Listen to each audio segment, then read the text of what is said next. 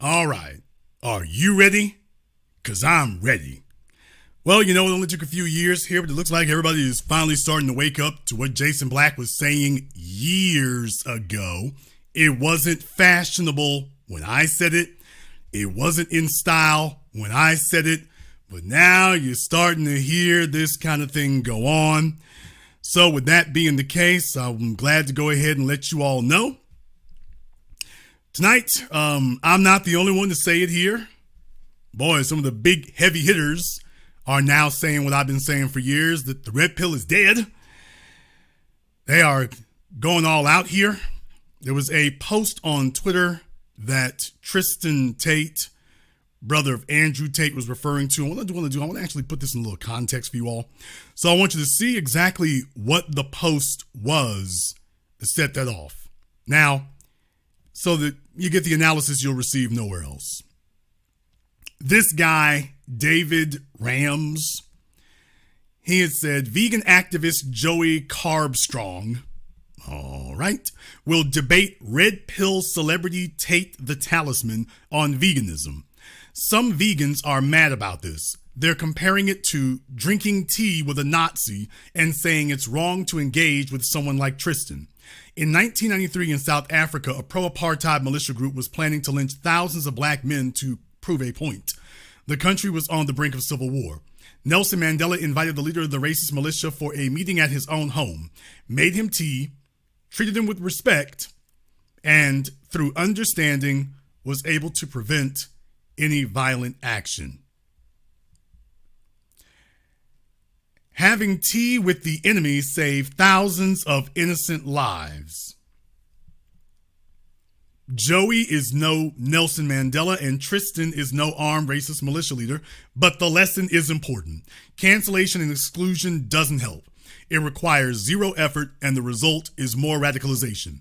Making contact and trying to understand why someone believes what they believe requires a lot of effort, and you have a far higher chance of changing their mind. If you want to change the world, you have to talk to people you disagree with. All right, that was the original post there. That was the original post. And Tristan Tate responded to it down here. Please don't refer to me as red pill. Those people are autistic. Also, as a half black man descended from slaves, I find your choice of example in very poor taste. I don't need white people even loosely likening me to apartheid politicians who want to lynch blacks. Thanks. So, yeah, if anybody wondered about the genealogy of the Tate brothers, we'll let that speak for itself. So now you've got the full context of it there, but it also shows us something. What it shows us is the Tate brothers are fresh out the pen.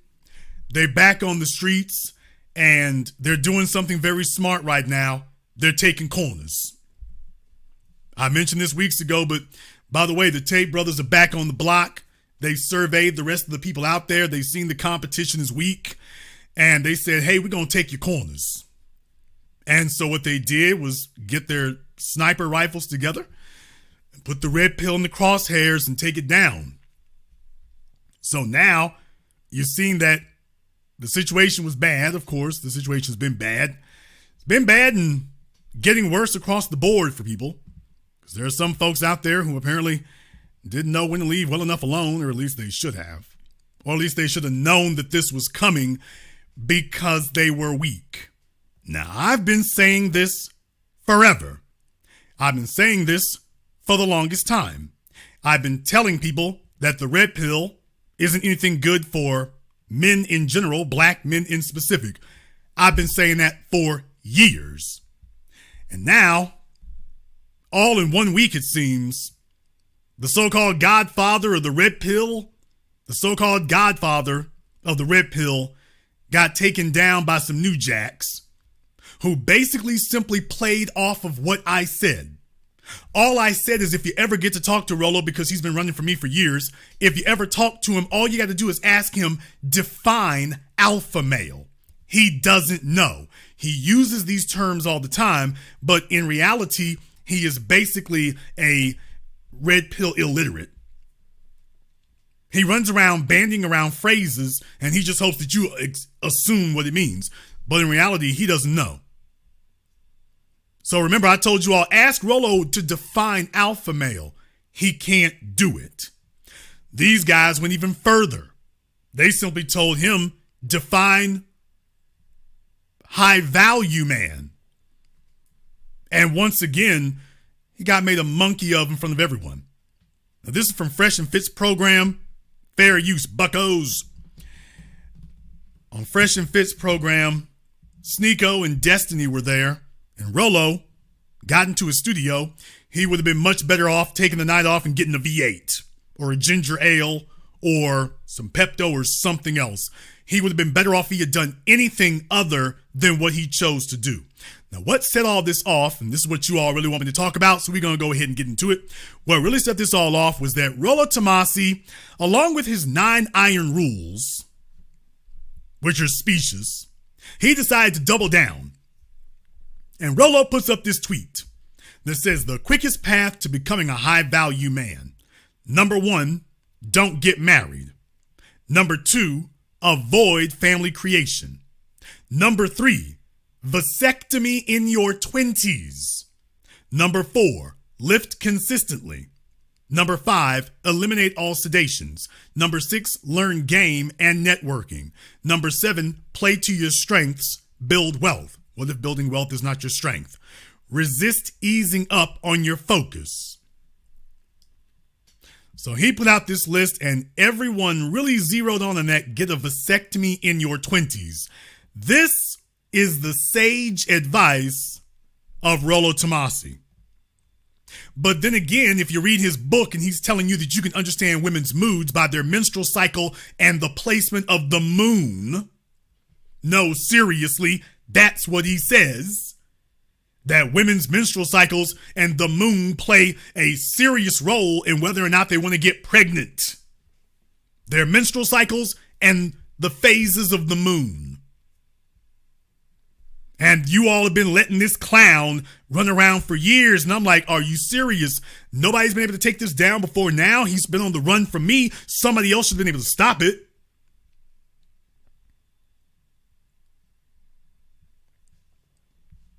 So I said it years ago. When I said it, the haters were everywhere. By the way, where are they tonight?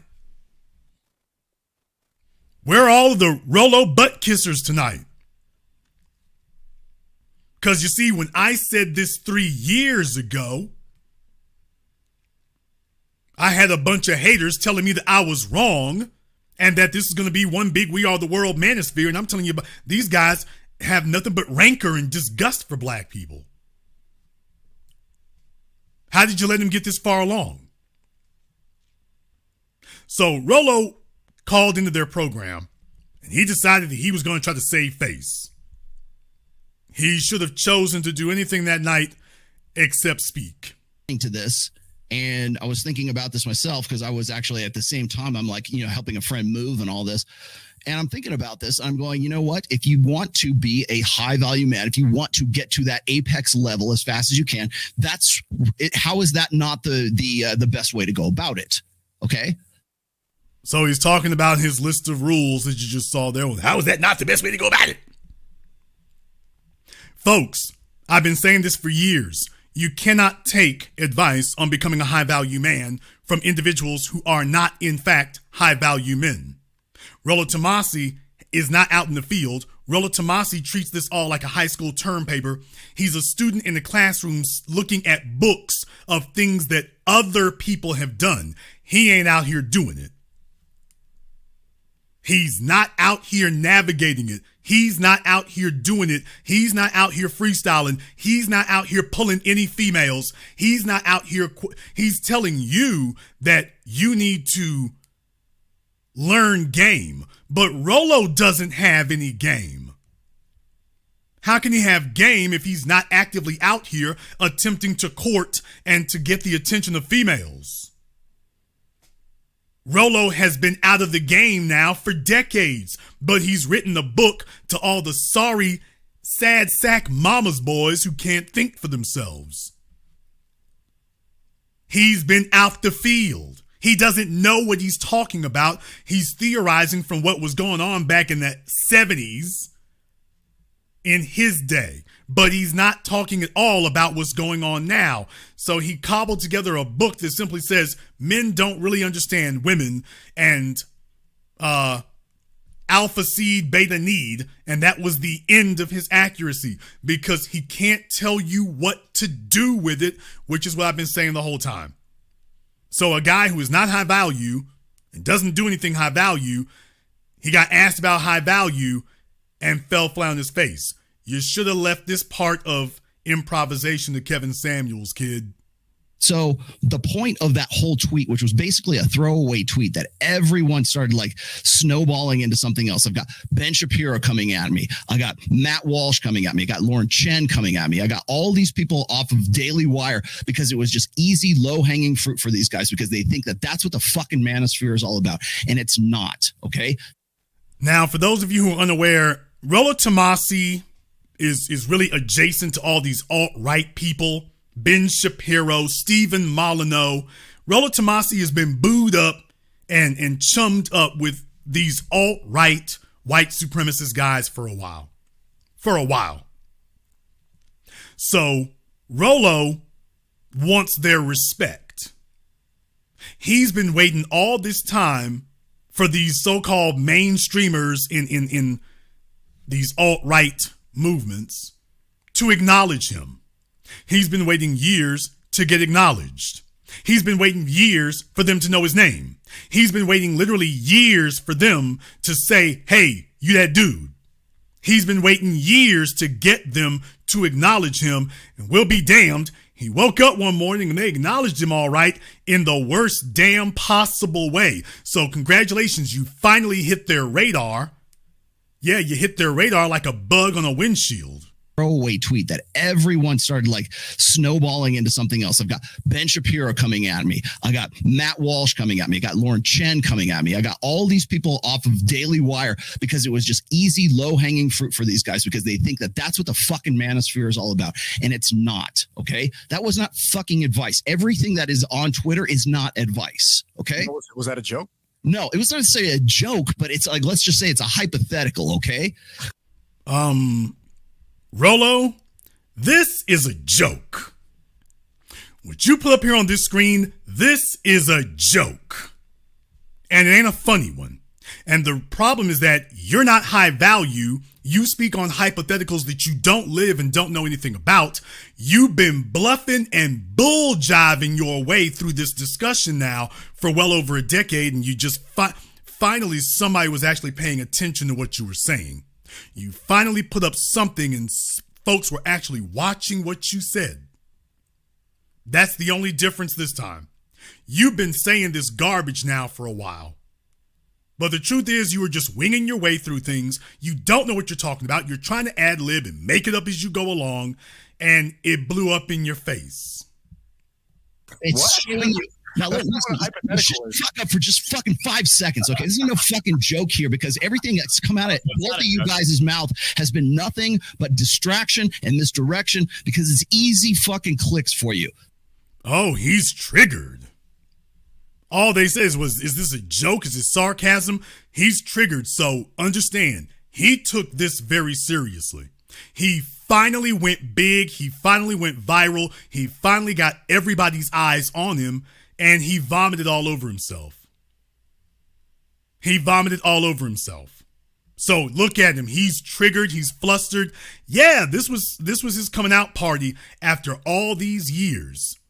This was his coming out party, and it was an unmitigated disaster. Now, listen, fuck up for just fucking 5 seconds, okay? This is no fucking joke here because everything that's come out of both of you guys' mouth has been nothing but distraction and misdirection because it's easy fucking clicks for you. So here's the whole thing. When I'm talking about get a vasectomy, don't be concerned with. I like when he's mad, his glasses get uneven on his nose. You see? Here, let him finish. Okay. I'm really mad about this, bro.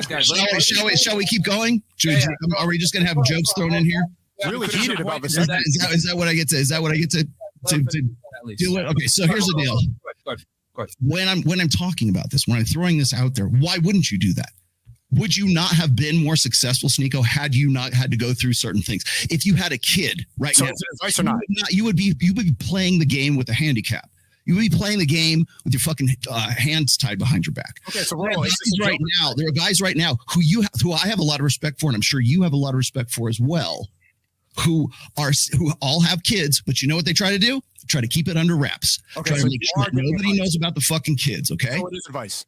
So first off, this is not fucking advice. Everything that is on my show or is on Twitter is not automatically advice. Now, but here's the thing. You know what you're going to say, because here's the deal. Now, Sneeko is doing very good right here. Sneeko is doing very good.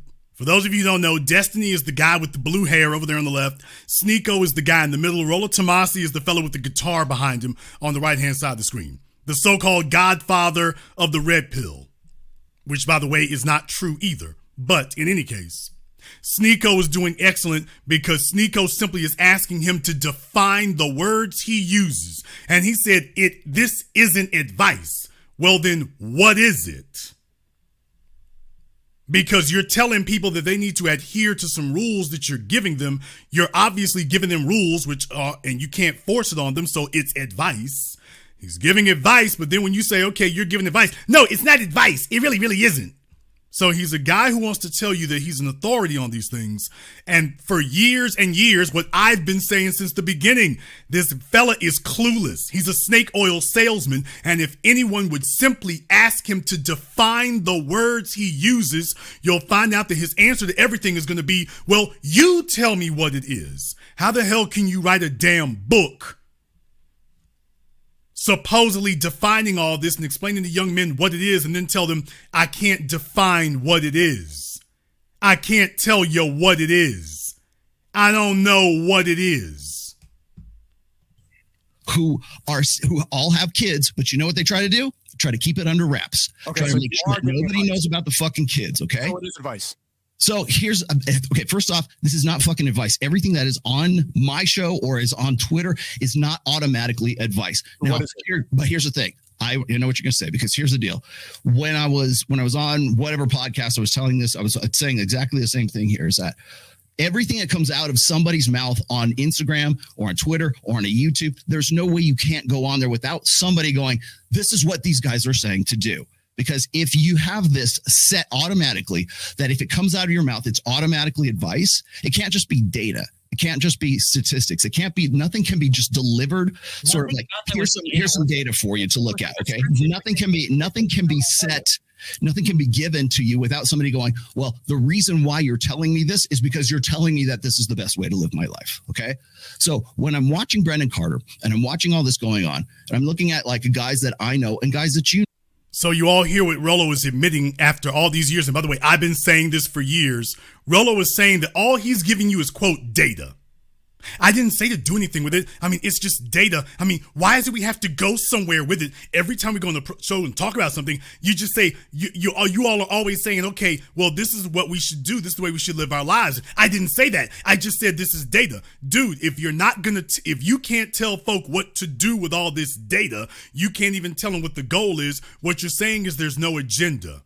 So in other words, your pontifications are not fit for human consumption. If you can't tell, the fellas are coming to you for answers, not data. A con man talks in endless circles that have no actual meaning. A con man does that. That's not useful. So Rollo has finally been exposed after all these years. I've been saying it forever. Now somebody just put a spotlight on it. I've been saying it forever.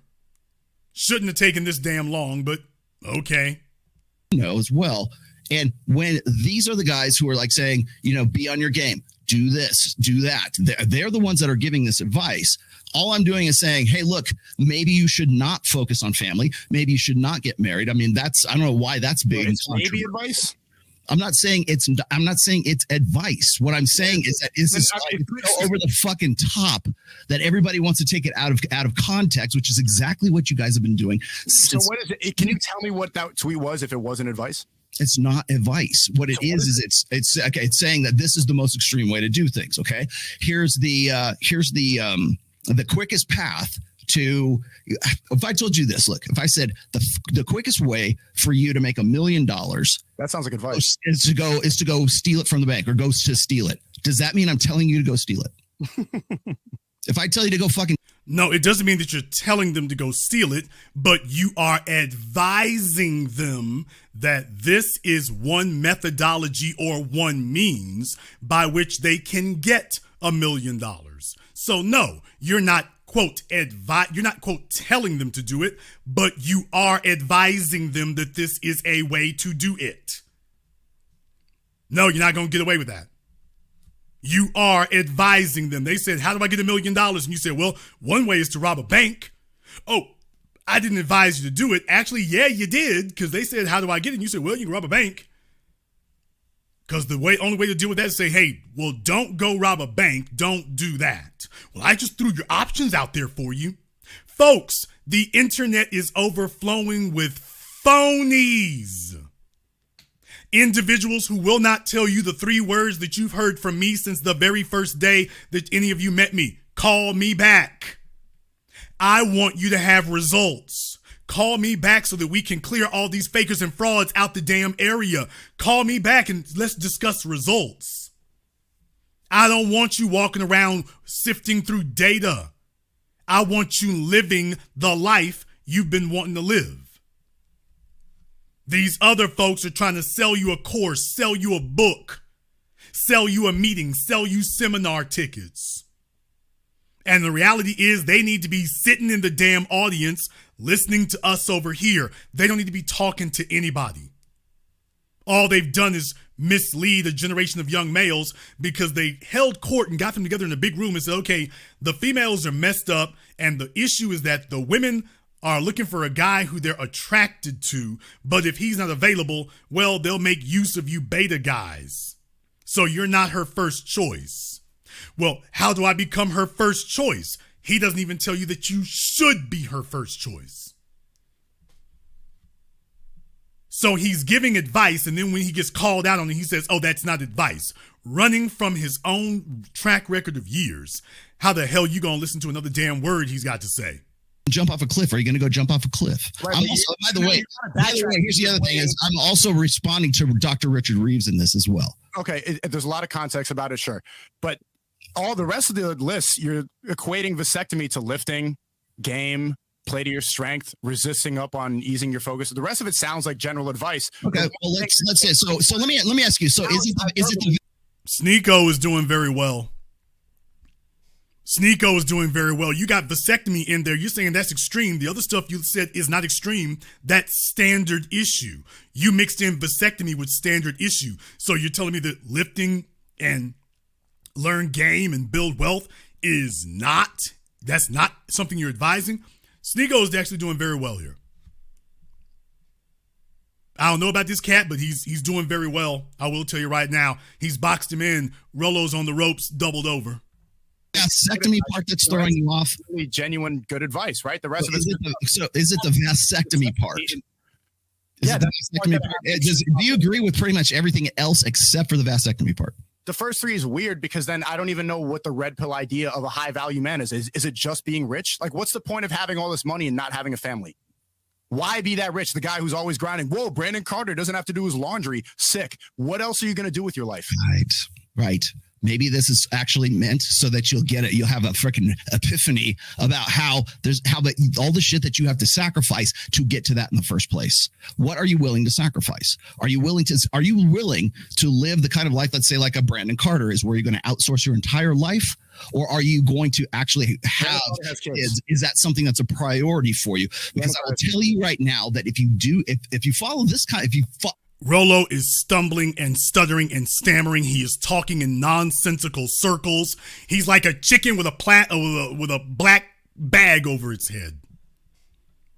This is the first time that he was ever being asked questions by people who weren't there to kiss his ass and weren't looking for his approval. Now he's self-destructing. He's being asked basic questions and he can't give basic, short, straightforward answers. He's showing how illegitimate he's actually been all this time. And it's a beautiful thing. if you were to actually follow this list right here, that is the fastest way for you to get to a point where you are more high value. No, it actually isn't. No, it's not. Don't get married. Who are the richest people in America? Married couples. Avoid family creation. What about legacy? Vasectomy in your 20s. A vasectomy will certainly hurt your sexual performance. Kind of hard. Well, you can just focus on making money. Okay, making money doesn't make you high value. High value is a consequence of how the opposite sex sees you in the dynamic of being a man. Well, I'm not saying that women seeing you as high value is the end all and be all, but it is a critical, essential element. You can't be high value without female validation. Let me say it again. You cannot be a high value man and you've removed females from the equation. You can't be. All you are is some rich dude running around, but you're not high value. But Rollo doesn't know that because, as I said years ago, Rollo Tomasi does not have a unified ideology. He's winging this. He's been winging it. He's been making it up as he goes along. He doesn't know what he's talking about. What he says is absolute nonsense. And if someone could ever get through and challenge it and ask the questions, he would do what he's doing right now and fall flat on his face. And now everyone's asking themselves a question that I said from the very first time I heard him. Why the hell is he speaking? He doesn't know anything.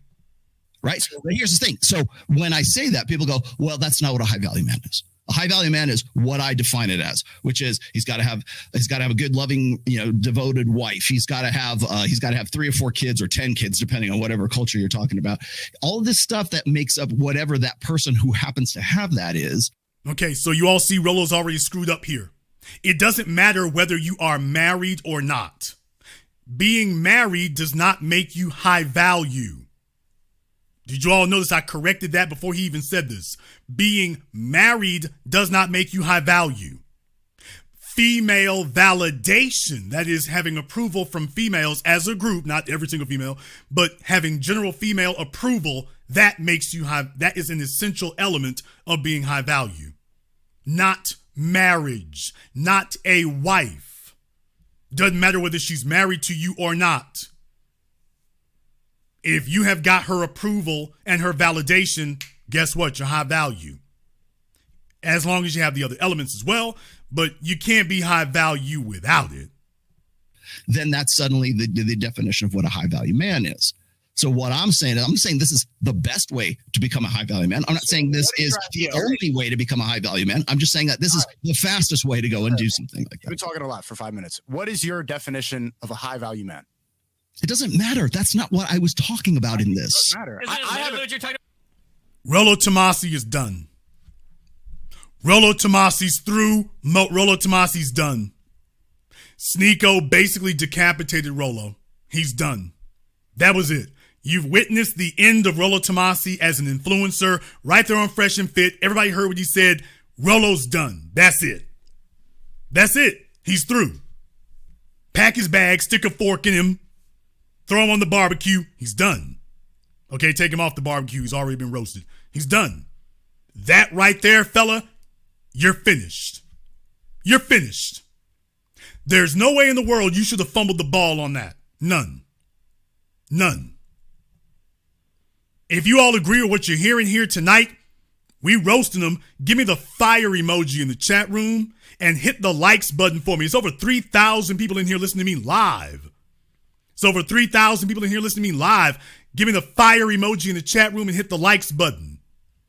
And thank you to everyone who has contributed to support tonight's program on PayPal, Cash App, Super Chat. My man Jay Freeman Blackman, thank you very much for your support in the Super Chat. We see that. W1 Chucky Woo, get at these fraudulent clowns. JB giving them the business. Much respect as always. Thank you very much. We appreciate that. But if y'all are feeling this tonight and if we're cooking with propane, hit the likes button for me. Otherwise, we got a bunch of Rollo supporters. I'll just wrap it up quick tonight like I did last week. So, hey, we can do that too. So Rollo basically just destroyed himself in 3 easy steps. He basically just destroyed himself in 3 easy steps. He just crashed and burned himself right here in front of everyone. He exposed to the world that that little pamphlet that he's got isn't worth reading because the guy writing it doesn't actually know what any of the terms that we're using or any of the goals of the males talking to him. He can't tell you how to achieve any of your goals. He just claims he has data that tells you that women are screwed up and alpha seed beta need. I've got data that says that women are looking for an alpha and then they'll date a beta. If you can't tell us what to do with all these volumes of data, it's useless. And you're just a con man selling a book. Value man. I'm not saying this is the only way to become a high value man. I'm just saying that this is the fastest way to go and do something like that. We've been talking a lot for 5 minutes. What is your definition of a high value man? It doesn't matter. That's not what I was talking about in this. It doesn't matter. I have what you're talking about. That's what the first part of the tweet is: how to become a high value man. The fastest way to become a high value man is to recognize the fact that you've got sacrifices to make. Okay. It's like what grandpa telling like stories from Vietnam. Like, just say, what is a high value man? It's the first part of the tweet. What does that mean? You tell me what a high value man is. Because here's the thing: is it doesn't matter. It doesn't matter what I'm going to say is a high value man. You guys are fucking because it's your fucking tweet. It doesn't matter what I say is a fucking high value man because Is this a grown man talking? Let's just stop here for a moment. Rollo Tomasi, is this a grown man talking? Is this supposed to be a grown adult talking? He was the one who used the phrase high value man in his tweet. And then when he's asked, what do you mean by that? His response is, it doesn't matter what I mean. Is this supposed to be a grown man talking? Is this the best he could do? This is supposed to be a grown man addressing other adults about language that he used. He's telling you about how the quickest way to become a high value man, and then all they ask is, well, what's a high value man? I don't know. Which is what I have been screaming from the rooftops now for years. I've been screaming it for years while all of the black folk kissing the white manosphere's rumps were telling me that I was wrong for not recognizing the greatness and wisdom of Rollo Tomasi. Now, all these years later, Rollo ain't got a friend in the damn world. This is what happens when you let the brain dead kids in class make the rules. We have over 3,400 people in here live, but only 1,400 likes. So I'm going to go ahead and wrap things up here in a few moments after we get done with this clip here. I'm going to wrap things up here in a few moments since obviously there's a bunch of dudes in here who are butt hurt. You taking down Rollo. I'm not taking down a damn thing. I'm simply repeating the man's words. That's all I'm doing. And reminding you that, hey, if you feel kind of stupid because you've been fighting me, what I was saying all these years, if you feel kind of stupid about that, that's really kind of your own fault, isn't it? Everybody takes this. The point of the fucking tweet is that everybody is going to take this and then insert their own definition of what a fucking high value man is. What if a high value man is having 12 kids when you're 16? Then your tweet doesn't work, does it? What if your definition of a high value man is being getting into a trade and having 5 kids by the time you're 22? Then it also high value man is being an esports professional. You're absolutely making my point for me right here. Okay, this is what I'm saying. My point is that high value man. You gave a list of 8 things. Do these 8 things to become a high value man. Do 1 through 8 to become A, and you're not defining what A is. The fastest way to becoming a high value man is these things. What is that? Okay. So here's the thing. So if we're talking about family creation, we already talked. Okay, so you want to go? Okay, let's go one by one. You want to go one by one? Okay, no, so I want to go before one by one. What is a high value man? We can't have an argument if I don't even know what your definition is. The very fact that you're even asking me this in the first place is the actual point of the fucking tweet. Okay, so if you're going, who were the idiots all these years who were defending this raspberry colored jackass? Where the hell y'all at tonight? Who the hell was defending him all this time? Come on, some of you clowns who were in the comment sections all these years, you need to stand on up and hold this L. because this was your man. You've been defending him for years now against me. This your man. He's being asked, what's a high value man? He can't tell you. This supposed to be your man. What are you doing here? What are you doing? If this is supposed to be your man, you should have a better response to it than this. You should have a better response to it than this.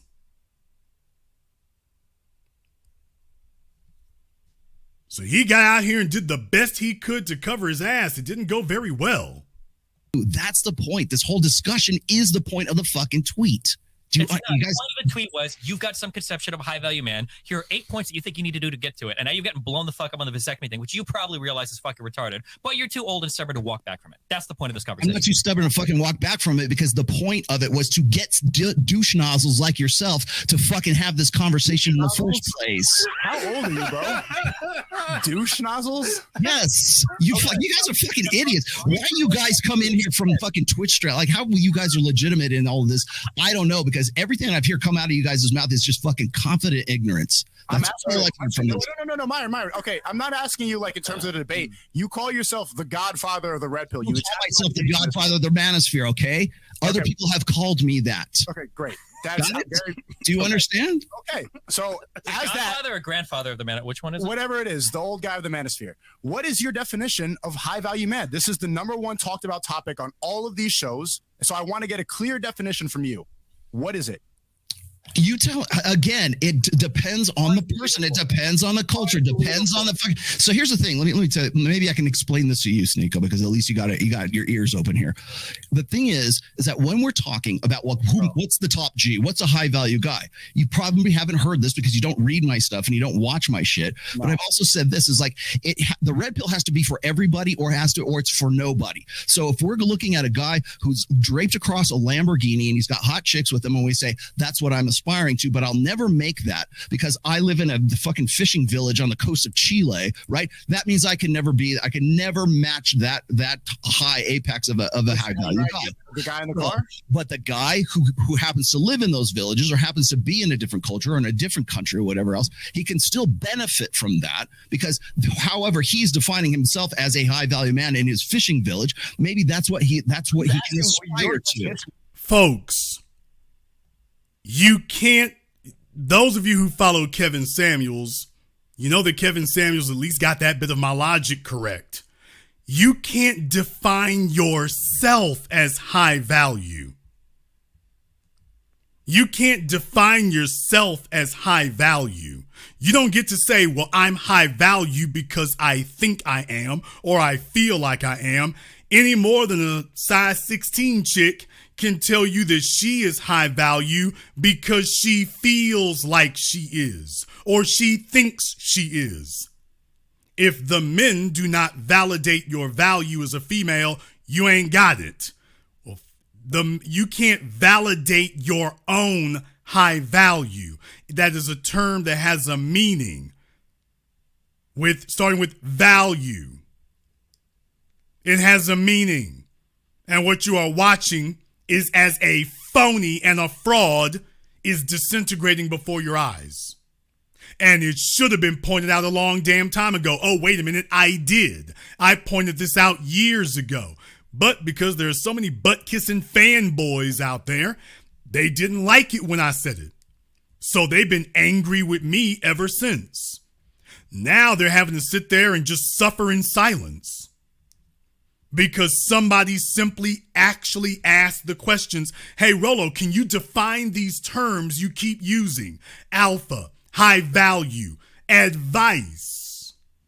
People, he uses words and then tells you, but I won't define them. I can't define them. Then you don't need to speak. Because you can't tell us, if you can't define what an alpha is, you can't define what a beta is either. Folks, if he can't define what an alpha is, he cannot define what a beta is. That's the way that works. If you can't define these words, you shouldn't be using them. But he never thought that the day was going to come that he was going to be sitting somewhere and people were actually going to grill him on basics like, by the way, what do the words you use mean? He never thought that that day was going to come. He never thought that this day was going to happen. He never thought that he was going to be here. But then again, there are a lot of other things I've tried to warn people about. As far as Rollo Tomasi, I've tried to warn them for years about this. O'Shea Duke Jackson had a video here that reminded us of one of Rollo's golden oldies, by the way. Reminded us of one of Rollo's golden oldies. Yeah, we have forgotten about this one. I have the man, the myth, the legend, John Fitch, who's going to tell me how to choke it out.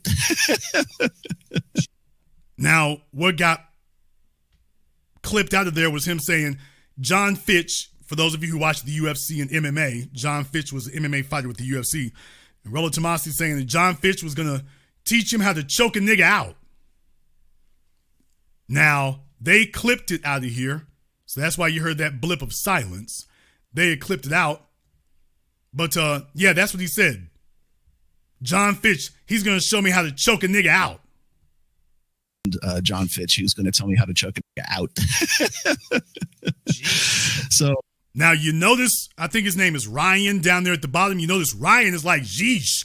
You notice Ryan didn't respond to that. Yeah, that's a white man letting you know, okay, Rollo, you going down this road solo. You going down this road solo, Rollo. I'm not going with you. Yeah, I'm not going with you down on this one, bro. You got to handle this one on your own. John Fitch, who's going to tell me how to choke it out. So, yeah, you got to go by yourself on that one. Who were the clowns who let these idiots in? Who were the jackasses who were in the comment section? Y'all go over to his page throwing money and whatnot. Who are the morons who did this? You know who you are out there. If you're listening to me right now, you know damn well that you gave him money and you were bowing and scraping and you actually fell for this garbage. Now you feel industrial strength, extra strength Tylenol stupid, but it's been said to you for years. You're just this shameless. You're just this desperate for a father figure. You're just this desperate for a daddy. You're just this desperate for a dad.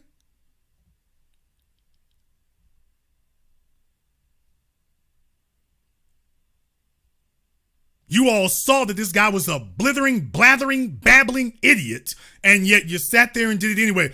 Alpha seed, beta need. See, you got to understand. See, the point here is if you don't understand the red pill, if you don't understand, if Will Smith doesn't understand it, it's the red pill. If you can't unplug from the red pill, if you can't get off the red, if you can't unplug from the blue pill and take the red pill and understand is available without a prescription, take the pill. That's all he ever says. And then when you actually drill down and say, hey, can you explain to me what this means? I can't remember what he says all the time. I was one exposed that years ago. The red pill isn't a methodology. The red pill is a praxology. I can't tell you what to do with the red pill. You have to figure that out for yourself. If you can't tell us what to do with the red pill, then by contrast, you also can't tell us why we're listening to you. If you can't tell us what we're supposed to do with the data and information you're giving us, if you can't tell us what to do, then there's no reason to listen to you. There's no reason. None. You don't belong here. You're illegitimate. I've been saying this for years for all the folks who sat up here and allowed this garbage to go on. And it finally started going down in flames, but it took too damn long. He's been misinforming the population now for years. He got all the way on Dr. Phil. He sat up here and used those dunces over there, Fresh and Misfit, to sit up here and make him legitimized. And I warned years ago, if y'all remember, I warned years ago against legitimizing him. Rollo was telling, remember 2-3 years ago, Rollo was telling everybody that shows like Fresh and Fit were useless. that bringing on all these females to expose their misconceptions in front of people, it was entertaining, but it's like beating up on retarded kids. Remember what he said? That's like beating up on retarded kids. I mean, it's entertaining, but what good does it do? We shouldn't be getting into arguments with females. Then he saw them heading towards 1 million subscribers. Next thing you know, he's on all over the damn place. Can't you tell a grifter who's trying to figure out how to sell a few more books? He thought he could delegitimize you all. He couldn't do it. You can't beat him. Let's join him. He joined him, and then let's undermine him. Next case in point, just squirrely things. I mean pearly things. He sat up here and cut her knees out from up under her. The same modus operandi that he does everywhere. It's the same thing he does everywhere. And all I did was just sit up here and call it out. That was all I did. And it shouldn't have taken this long. Should have been rather easy to understand and very easy to digest. But then again, you live in a day and era where anything that YouTube boosts, folks just sit up here and just take it at face value. It's like, oh, well, YouTube promoted it. YouTube put it on the front page. It must be legit. It must be. Now you're wiping mud off your faces on an international level. Now you're wiping mud off your faces on an international level, and you deserve it. I want all of you to do yourselves a favor. After my program is over, go over to the Rational Male's YouTube channel. Go take a look at his live feeds and see if any names that you see in the chat room tonight, see if you see any familiar names there. Go over to Rolo's channel after we're done here, and then go take a look at his super chats. Go see who contributed. See if you see some familiar names. See if you see some names that you recognize. Because, see, it's documented now, boy. You can't hide from it now. It's documented. All of you who fell for this, all of you who actually thought you were getting something valuable, even after you heard me, I don't like Jason. Jason tells me you got to do something. Rolo just talks in circles and beats up on the chicks. I like that better. It doesn't actually tell you to do anything. Okay, you didn't like that. Now you look like an ass. Now you look like an ass with no drawers on. So, by the way, if anybody wants to know who the real morons were, all you got to do is go over to Rolo's channel, go to the Rational Male, and you can go pull them up and take a look at them for yourselves. Going back months and years now. So now they really upset tonight, now that I've told people how to sit up here and find you. Now that I've told them how to find you, that ain't gonna work for you. That won't work for you. You should have to stand by your words. You should have to stand by that. If you're going to sit up here and back up this falsehood, this fraud, you should have to stand by that. You should have to. You shouldn't be allowed to sit up here and just do those things and then you just slink away into the woods. You back up into the bushes like Homer Simpson. Oh, I didn't know it was going to go that way right there, man. I didn't know it right there. When Jason said it, yeah, with Jason, he telling me to work. I ain't going to do that there. I like it when they say that right there. Yeah, there's a bunch of folks feeling some kind of dumb. Well, we're going to go ahead and help them feel a little bit worse. Because the telephone lines are now open. The number is 646-787-1933. That's 646-787-1933. Your personal access code to the program that all your favorite YouTubers love to hate watch. This is the place. Big shout out here to my man, Tommy Felix, support B1 Media, B1 Militia, FBA. Thank you very much. Poco Loco, thank you very much. Shani, I see you on deck. And Bernie Cole and everyone who has contributed to support tonight's program on PayPal, Cash App, Super Chat, Venmo. Thank you very much for your support. The links are in the description of the video here tonight. Thank you very much for that as well. But yeah, folks, it's a bad spot to be in. It is a bad spot to be in. Why the hell didn't you just call this out for what it was when I was saying it? It was hard for you to have to swallow this pill. Pardon the expression. It was a hard thing to do to have to swallow the pill before now. This was hard. Now that you got to sit up here and take it down straight, no chaser, oh, it's going to be rough on you. It's going to be rough. Now, by the way, if you have been instructed by my mods to call in, that's not just a nice, nifty decision.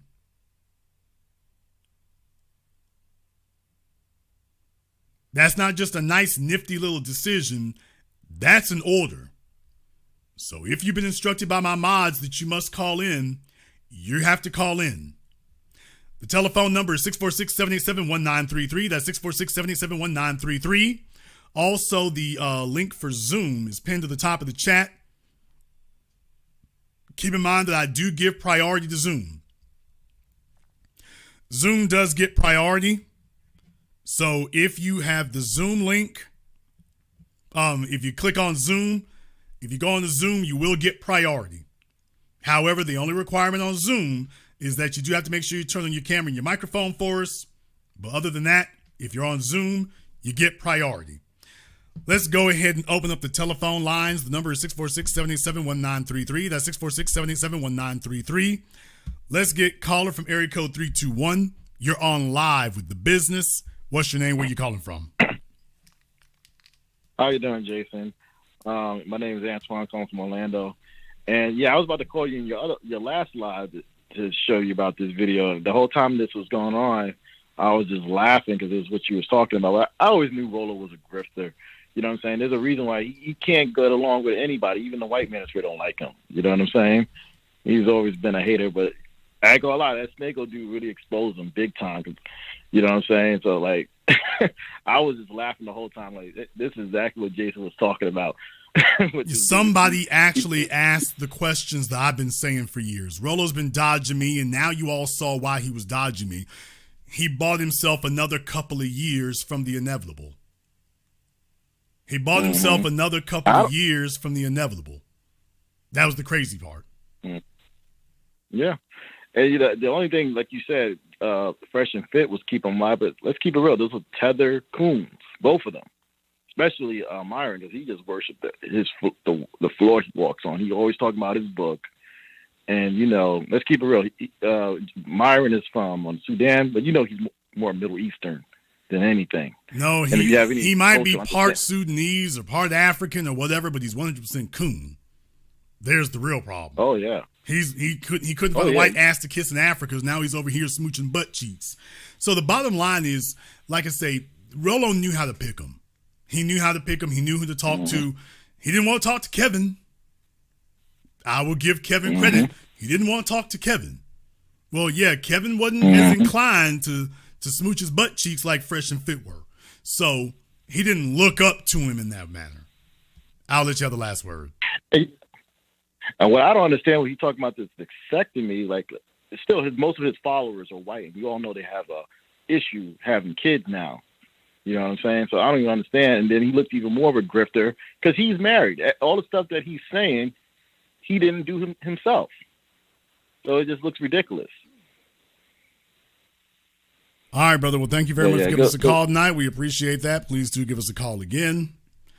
Got somebody here on Zoom as well. Great Lakes Champion. Thank you very much for joining us here tonight.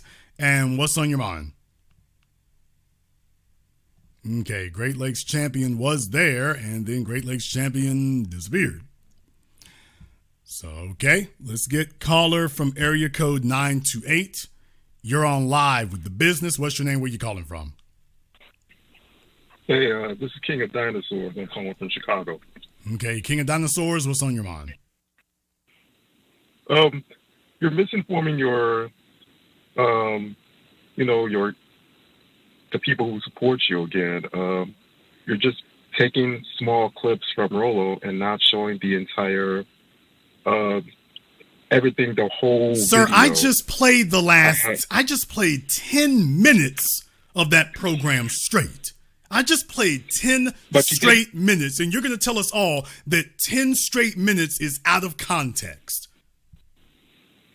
Yes, it was out of context because what Fresh and Fit did the following week was they invited Sneeko, Destiny, and Rolo Tomasi, and Rolo Tomasi made Sneeko look like a dumb idiot and basically explained himself, and basically Sneeko went ahead and actually had to walk out of the basically walk out of the whole studio Sir, because he was looking like a fool. We just played it here tonight.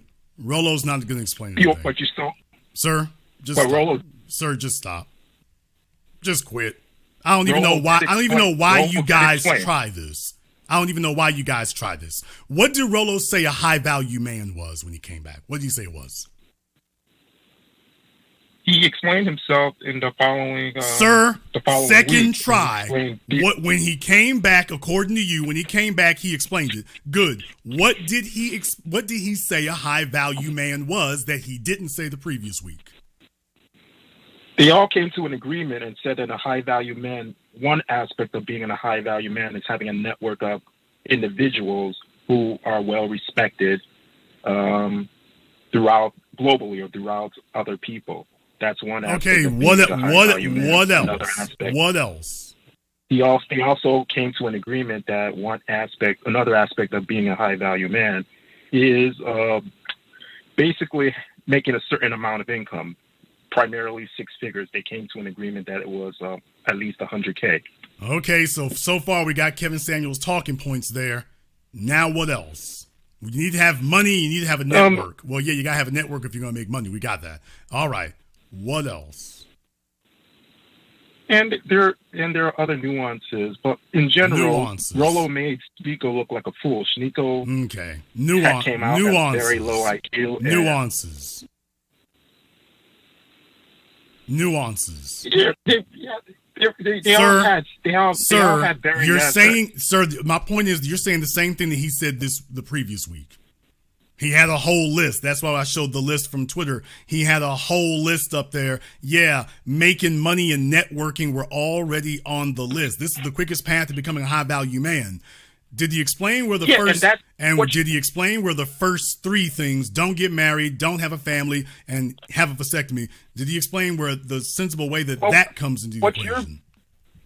What you and your supporters are missing is that it's the fastest way to become a high value. What we're all missing is that we heard what he said, but we all missed it.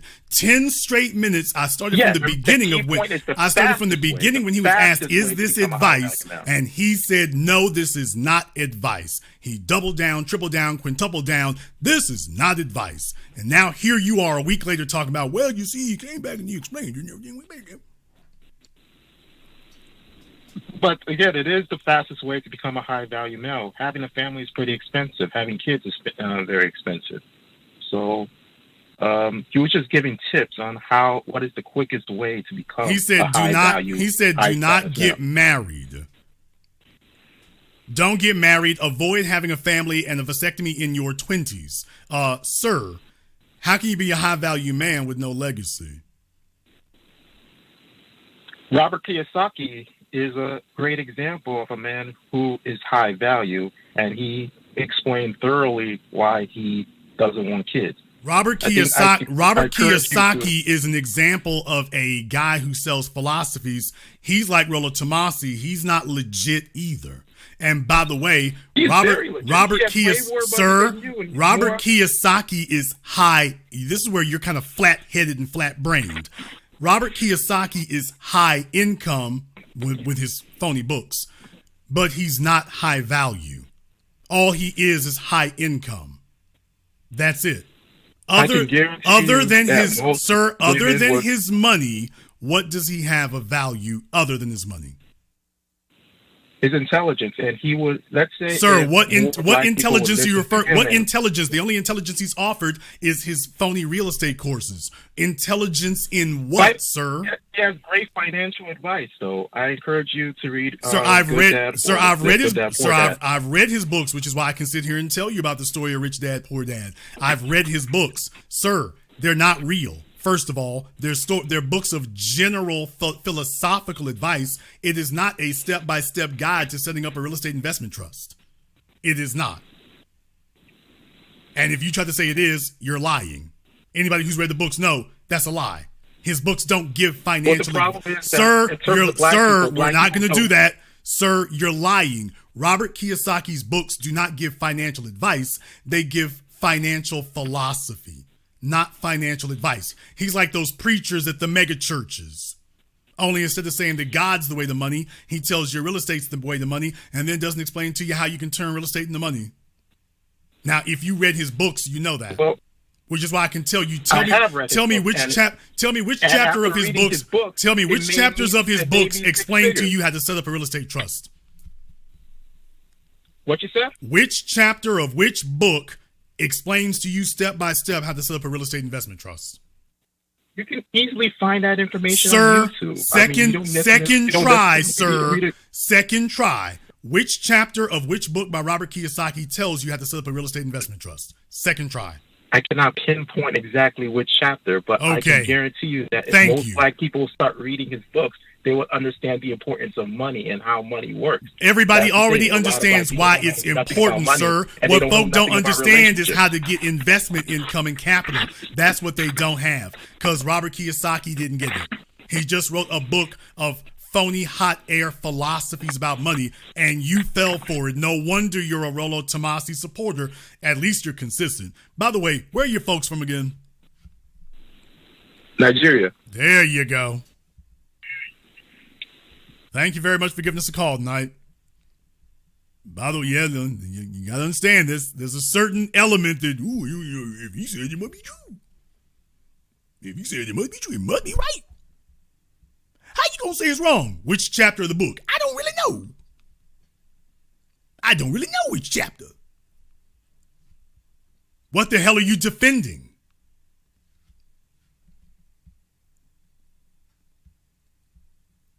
Caller from area code 267, you're on live with The Business. What's your name? Where you calling from? Hi, yes. Good evening. This is Tammy calling from Williams Park, PA. Great broadcast. I definitely agree with you. So there is, and I just wanted to let you know, I don't do conspiracy or rumors. You know, I had I guess I was exposed to certain things regarding the red pill, that a lot of people might be closeted homosexuals. And, you know, I had a few debates with some people. Well, before you even get started down that road, I mean, there are a number of folks out there who may be closeted homosexuals, but that's really not a red pill issue. The red pill movement is not a movement of closet homosexuals. It is a movement of disaffected males. What else you got? No, everything else I do agree with you, but I was gonna. Great place to start. Thank you very much for giving us a call. Let me get caller from code 786. You're on live with The Business. What's your name? Where you calling from?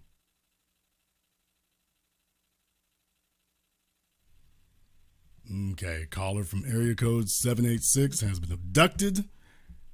Caller from area code 224. You're on live with The Business. What's your name? Where you calling from? Yes, Great Lakes champion, calling out of Chicago, North Side, and I'm SBA. Okay. What is on your mind, such as it is? Okay, yeah, so, all right, so I read Rollo Tomasi, The Rational 1, 2, and 5. I didn't read 3 and 4 because I'm not religious. I'm not trying to have kids. Wow. I was really disappointed by his interview. I'm about to say you wasted a lot of years, but go ahead. I don't think so. Like I want to understand what's going on, and I don't know about what you said about the moon and everything with the woman, but if you read the Rational Male, you read that. So what you're saying is you didn't even read it; you just kind of skimmed through it. No, I read it, but I don't. And I listened to it twice. Okay, but I don't remember him saying anything about the moon, and then I listened to his first 50 episodes. But what I say is this: prior to me understanding female nature and whatnot, I was really confused. It was like, give me a football and tell me to get to the end zone, but I don't know how to juke. I can't spin. I don't know the rules of the game, nothing. Okay, this is a metaphor. You're saying that you learned about female nature by listening to Rollo Tomasi. Yeah, because I don't go off anecdotal information. I try and go off like empirical. That's great. I think that's wonderful, caller. What did you learn about female nature from Rollo Tomasi? Well, let me find out. When did you read his books? How long ago? I read the first one in 2019. No, 2020. 2020. Okay, so you read the first book. You read the first book 3 years ago during the pandemic. Got it. So How old are you? I'm 37. Okay, so you started reading that. You started figuring out. So you're telling me that you didn't understand female nature until you were 34 years old. No, not really. I was always taught, well, everybody's an individual. There's no such thing as male and female nature. Everyone has different experiences. You're telling me that, sir, are you like telling me that your mother and father told you that there was no such thing as male and female nature? My mother was like that. She wouldn't. Okay, sir, everybody's parents have some sort of misconception that they give to them. Parents are not perfect. You're telling me that from the time you entered grade school, from kindergarten to high school, you didn't realize that there were very clear differences between the female's way of doing things and the male's way of doing things, just physiologically, biologically, and socially? You didn't know that after 12 years of being in school with them? I mean, I knew like guys mostly did certain types of sports and women didn't. I saw that. Okay, sir, that's difference. That's differences between male and female nature, sir. Okay, well, I guess I'm looking at like intersexual stuff. Okay, that does go into interpersonal dynamics because the girls wear pink. They don't consider guys who wear pink to be attractive, and you knew that in school. I came under the era I'm sorry, sir. Are you telling everybody here that you're a guy who thought that pink was sexy for men? I'm saying I came under the era Sir, of Cameron. second time, School, you're telling us that you thought that men wearing pink was sexy for females. Second time. I'm telling you that men wore pink because of Cameron. They Sir, were big into that. third time, are you telling all of us that you, Great Lakes champion, thought when you were in school that girls like a guy who wears pink?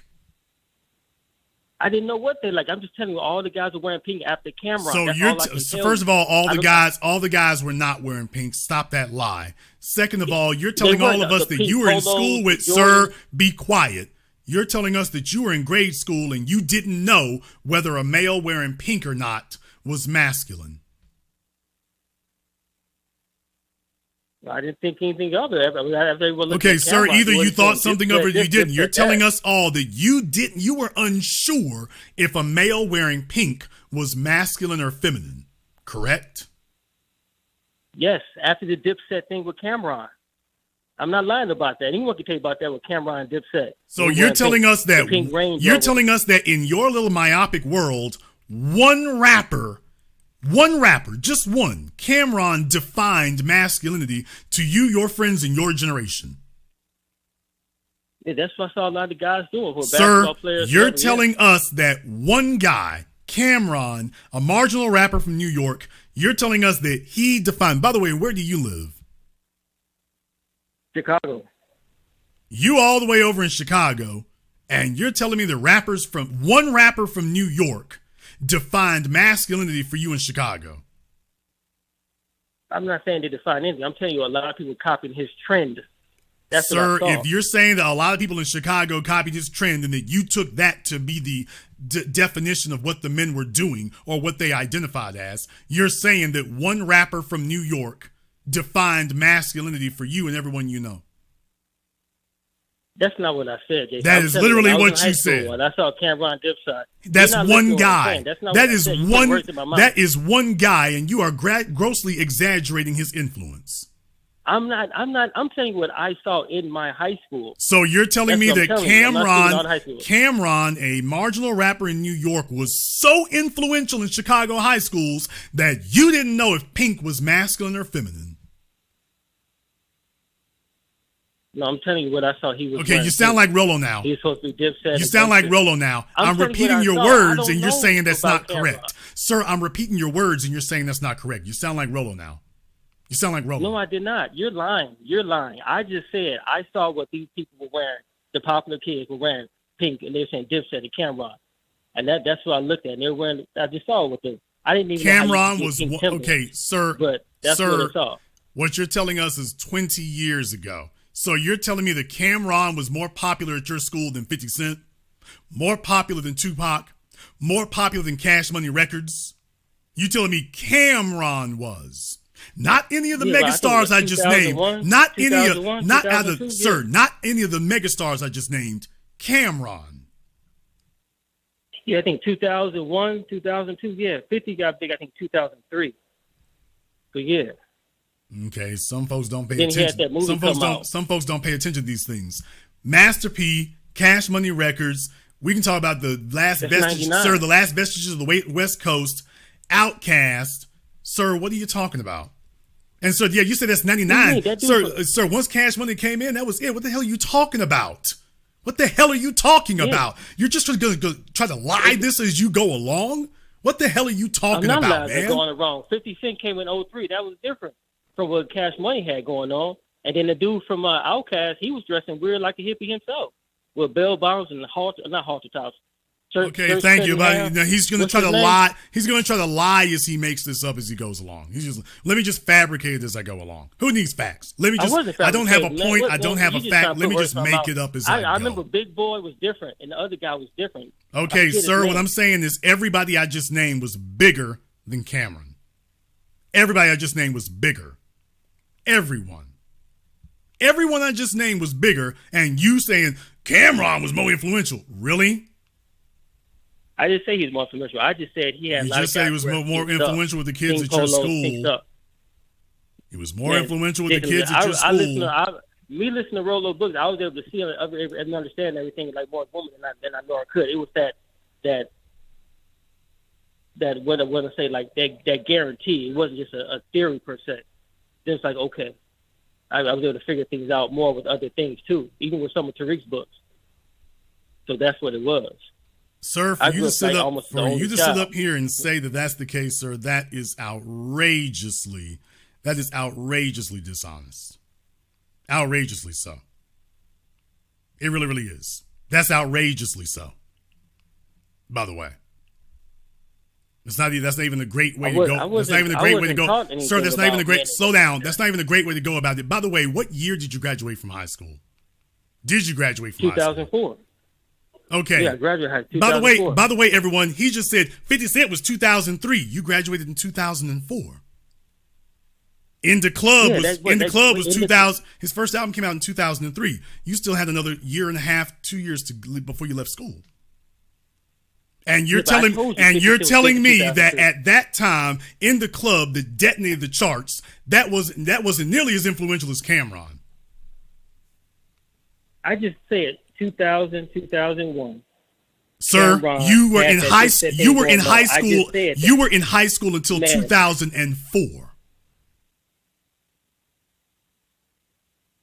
Sir, you were in high school until 2004. Yeah. Okay, thank you. And you telling me that when you were a senior in high school, Cameron was more influential than 50 Cent and all the other names I just said. Man, that's not what I said, man. I said 2000, 2001.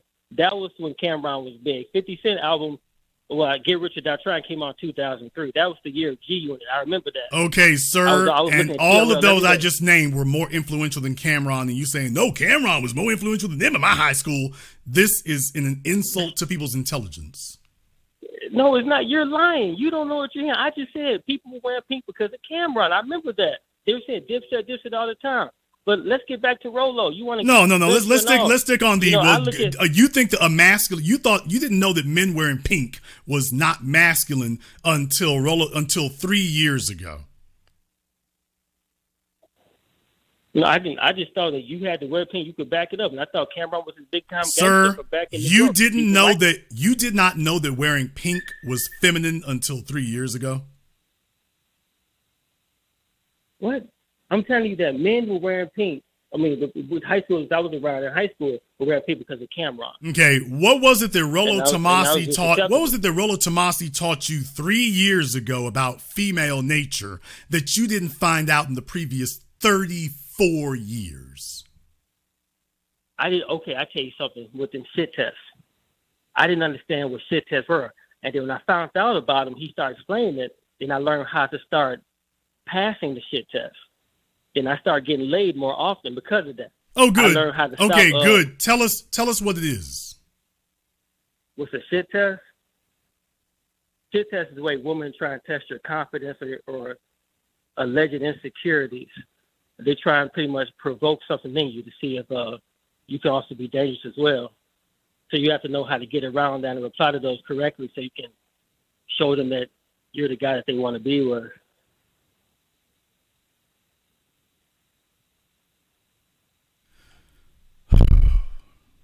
These are his so-called students, y'all. I'll just let that one speak for itself. Anyone who's read the definition knows that's not what a test is. That's not what a crap test is. He's trying his best to get close to it. Give me a specific. I read that give me a specific example of a female's crap test that you passed. Give me a specific example. What's a good one? What's a good one? I'm trying to think. Oh, you go to a date and they'll see your shirt and they'll say, I don't like that shirt. You probably should have chose another one. You know, they'll say something like that, and I'll make a reply with that. Or you'll make a reply with that. Okay, you'll make a reply with that. What the hell does that mean? What kind of reply? I mean, I'll I guess make a retort if they say something like that. Say something about that. Another shit test can be if after a date they want to see if you got enough money to pay for the bill, and so they may say something. You know what? I forgot my wallet, or I forgot something in my purse, or they won't even look at the check themselves. They're expected to pay it off the bat. They won't even ask you. Okay, and what was... I pass them all the time. I just don't... Sir, okay, you just gave us that scenario. Great. She looked at the check and said, I left my wallet in my car. Okay, what do? That proves that you passed her crap test. No, you just pay it. She's just trying to see if you have enough money to pay for it. That's not a crap test, That's what she's trying to do. That's not a crap test, sir. That's literally that's literally not what it is. No, it is not. No, it's not, sir. The pickup artist. Sir, that's literally not what it is. A female crap test is a test of male competence, not a test of male income. It is a test of male competence. For example, when a female sits up here and tells you, I don't know, I don't have sex on the first date. And then you tell her, well, actually, there's 3 dudes that you did sleep with on the first date. So that's a good one, too. Okay, no. That's not a good one. What you said were not crap tests. What I just said is one. That's what hey, that's pretty good. Yeah, because I just gave you an example of one. I just gave you an example of one. Sir, be quiet, sir. Sir, I'm hosting my program. Sir, I'm hosting my program. Just because you feel humiliated, that doesn't mean you speak over the host. Sir, zip it up or I'm going to mute you, sir. Folks do not want to hear you sit up here and be embarrassed and babble. Be quiet. You're babbling. Sir, what happened was you did not give us an example of a crap test.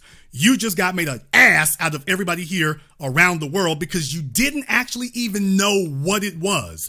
I gave a real example and you said, ooh, that's pretty good. Yeah, that is what the crap test is, not that babble that you're saying. And this is Rolo's student here. This is Rolo, one of Rolo's students. I'll let this speak for itself. By the way, we can keep going. We really can. Let's go. Go 12 rounds. Let's go. Dude, sir, your IQ is not even up to shoe size to be able to do that. I'll give you another one here, sir. If a chick, when it's time for a chick to get flued out. I've never been in that situation. I don't know about that. I imagine you have, sir. Well, actually, I imagine you haven't. If the chick talked to you for a few minutes, she'd be like, I'm not paying Delta Airlines for this. We're not going to do this. No, you play Spirit. You play Spirit. You don't play Delta, but I never. Okay, sir, here's the problem. If you do that, you just failed the crap test because if the female actually wants to be with you, she's going to bring herself out. You will not have to pay for anything. You just failed 2 crap tests in a row on this program. 2 in a row. I'll let this be a testimony to Rolo's teaching. You just failed 2 in a row. You just brought up you use Delta, and I said no one used Delta for these getting flowed up. They use Spirit, they use JetBlue. Sir, you don't use anything. She gonna take care of it, so you shouldn't even be aware of what she used. I hear these women calling up your show and they talk about all these guys that just hit them up and fly them out. Sir, you ain't heard nothing like that. Yeah, that Asian lady who only date black dudes. Remember her? I forget her name. That's one. You said all these women. Yes, That was okay. You said all these women. That's one, and I them. don't even know what you're talking about. But you said all these women, and that's one. You got another one because you said all these women. A bunch of, but that's the one that's standing out to me. Okay. Because you got on her. First of all, there's not a bunch of them. Why she only dates black First guys. of all, it's not a bunch of them. Second of all, these are not what you're talking about. Those are not crap tests. What I said those are tests of male competence. That is being crap tested. She wants to see if you're real or are you pretending, which is most of your life, to be something you're not. She wants to see, are you really an alpha or are you an imposter? So she's going to challenge that. She's going to test that. She's going to check your temperature to see if you're real or not. That's what a crap test is for. A crap test is not to sit up here in a general inquiry. It's to test your male competence to see if you are the real, if you are really an alpha, if you're really in charge, or if you're just pretending to be. Because a woman is not going to sit up here and crawl into bed with a fella who lies his way to being high value. If he does, he better be damn good at it. But she's not going to just willingly get into bed with a low value man. Not willingly. That's what crap tests are for. Okay, and I defined. I said they're testing your confidence. They're testing your confidence. I did, sir. No, okay, you jackass. I didn't say confidence. I didn't say confidence. CONFIDENCE. I said competence, not confidence. I understand that. You didn't listen when I just said. Sir, confidence has very little to do with passing a crap test. She's testing your competence. If you are real and authentic, she's testing your competence. When she sits up here and throws out irrational things to see if you know how to competently handle it, or if you do what you do and fall to pieces and start babbling. I did not fall to pieces. I started babbling. I was just listening to somebody talk that said, listen, you can't have confidence without having some competence. And when you pass the shit test, it's showing the confidence, which comes from competence. That's what they said specifically. And she's going to feel safe. And it also shows you have no perceived insecurity. But women say everything is insecure. So that's what I was saying. Sir, you can be eminently secure and confident and be wrong. Let's try this again, nitwit. You can be eminently secure and competent and at the same time be in error and be wrong. Yeah, I can see that. Hang up the phone.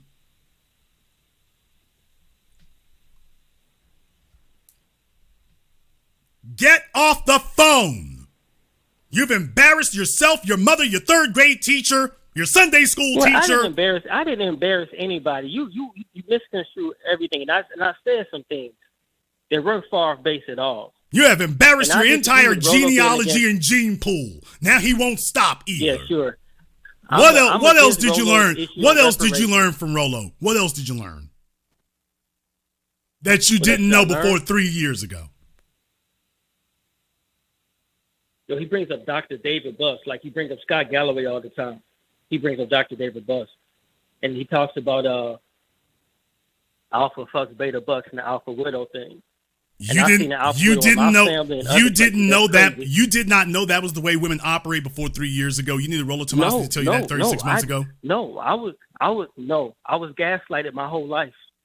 So you didn't, okay, so you come from Chicago, and growing up in Chicago, you didn't realize that the girls tend to go for the dope dealers and the thugs instead of the nerds and the dorks. You didn't know that in Chicago. No, I saw that. I saw some stuff in high school. Okay, you saw that in high school, but you're telling me you didn't understand it until Rolo Tomasi explained it to you 36 months ago.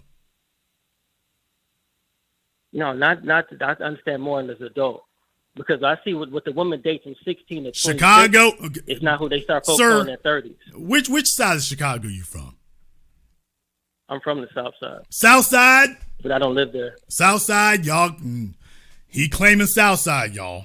So South Side. I say I'm from the South Side, but I moved to the North Side. Oh, he moved to the North Side. He moved to the North Side. Okay, that explains that. South Side, you off the hook. Southside, you off the hook. Southside ran his ass up out of there. Southside ran his ass all the way to the north. So, okay. That explains this cornball square ballery we got going on here. Okay, the Southside's like, hey, look here, we don't claim this nigga by no means. We ran him about the Southside. Okay, that explains a lot. That really does. This fella is sitting up here telling y'all that he didn't understand alpha seed beta need until 36 months ago. 36 months ago. Clueless, didn't understand it, watched it in school, didn't understand it until 36 months ago. Until then, he didn't get it. He didn't understand that that's the way females operate. What does that matter if I understand? What does that matter? You asked me what I learned from Rolo, and I told you. Sir, what I'm saying is that you're claiming that you learned things that you had already witnessed and been exposed to well before you ever saw Rolo Tomasi. You're giving him credit for things that you didn't actually learn from him. But see, that's called being a fanboy. What I saw, but I'm not a fanboy, no. But I said what I noticed with women dating from, let's say, I said 16 to 26, and what they dating in the 30s is different, because I'm like, women start talking to me now, and I'm looking at them. I said, listen, I won't date you because you wouldn't fuck with me in my 20s. So why would I message you right now? And they'll get offended. And I said, no, if I'm cool to date now, you should be dating back in my 20s. Okay, so that hit personal for me. Unless that really was a personal thing. I mean, unless you had Lizzo at your high school, I don't believe that actually occurred there.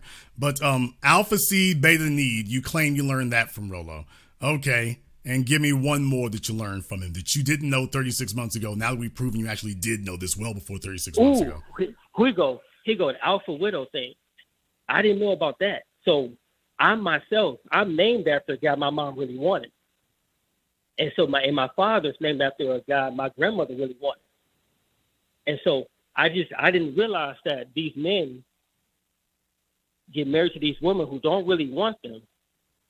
So you didn't know before 36 months ago that women hold on to previous lovers if you're not of the same caliber. You didn't know that before 36 months ago. I didn't know that. No, I didn't know that. I mean, no. And I just found out about like you said, I forgot what you said earlier in the program. With that 23andMe, it proves that a lot of people's grandmothers and mothers were hoes, because a lot of people's fathers and grandfathers and great grandfathers aren't really their biological great grandfathers, fathers, etc. And women were lying about it. Not so much black women. It's been more of the white women I've seen from people I've met and known. Folks, he's telling us that he didn't know that women settle. That she was with a guy she was more attracted to, and that women routinely will find themselves in situations where they wind up settling. And he's saying that at 34 years old, he didn't know that that's what women do. No, I didn't. I didn't think people did backstab and stuff like that. Where is your family actually from? They're not from Chicago. They're not from Chicago. Where are they actually from? They're from Chicago. My people came here like 1940s on both sides. Okay, they came from Arkansas in the 40s. Okay, they came from Arkansas in the 40s. Yeah. Arkansas and Tennessee in the 40s. Lil Rock, is this your man? DeQueen, is this your man? Is this? Oh, was that a smoke alarm? That was a smoke alarm. I'm in the airport. Okay. I'm in the airport. He's making wheels squeal around there. Okay, hopefully he's trying to get himself flued out, y'all. So hope that turns out well for him, brother. All I can say right here, this is embarrassing. This is really embarrassing. By the way, what did Rolo tell you to do about alpha seed and beta need? What did he tell you to do in his book? And I want to know the exact thing it says in the book. And by the way, we'll Google it. Tell us exactly what he prescribed for you to do. Now that you understand what alpha seed and beta need is, what did Rolo advise you to do about it? I don't remember. I remember from his programs him saying something like his first 50 programs. What I remember is that from the programs, not the books, I remember one, you want to develop as many alpha chat characteristics as you can. Like, I'm not over 6 feet, so that means I have to start lifting more. So I lifted more. I eat the same shit every day. all right, and I'm like 200, yeah, I'm at 198, and I have the abs. He talks about improving your income, learning some game. I mean, I always had decent frame. Having a frame, and you have to go out into the field and really get socially calibrated as best you can. Okay. You have to be the best man that you can be so that she, no matter who she dated in the past, she's not going to regret being with you. That's your best bet.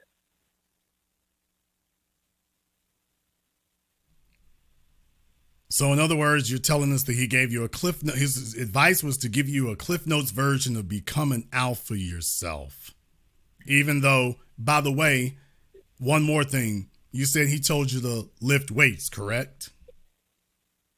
Yeah, be consistent with lifting. Okay, yes. Great. How much? He never said be a okay. No, that's fine. That's fine. Okay, that's fine. Rolo said lift weights, but he didn't tell me how much. Okay, I don't know since we don't know what our goal is, I don't know how you're going to get there, but you know what? We'll bypass that one. You said that Rolo told you that you need to make more money. How much? Yeah. He didn't say. He's not like you, Jason. Like okay. He told you to make money, but he didn't. He just told you to make more money, so you can be an alpha. But he didn't tell you how much. All right, we'll bypass that one. No, he didn't. Okay, he told you. He told you that you need to increase your networking. Great. How much? He never said specifically. Now Jason, tell us one more. Tell us one more. Okay, and I told you that you're an idiot if you're listening to him. You're not supposed to be listening to somebody who's running game on your dumb, goofy ass. You don't let another grown man sit up here and run game on you. You're supposed to be able to peep out, hey, he ain't even telling me what to do. He's not telling me what I need to do. You running game. Ooh, you Alpha C, you need to make more money. How do I do it? I don't know. How much do I need to make? I don't know. I need to network? Yep. How do I network? I don't know. How many people do I network with? I don't know. And he's sitting up here regaling us. I read this book, y'all. I got plenty of good knowledge. If y'all want to know how them old church hoes get gotten over on every Sunday, Exhibit A on my phone. Oh, come on. When he talks about making money, what he says specifically is that I think you should follow your passions and that will. Okay, but sir, your passions are not an income bracket. If your passion leads you to making $35,000 a year, do you still follow your passion, sir? No, you don't. Get off my phone. No.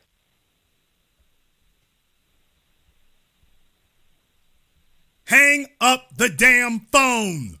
I can feel our IQs dropping every minute you're here.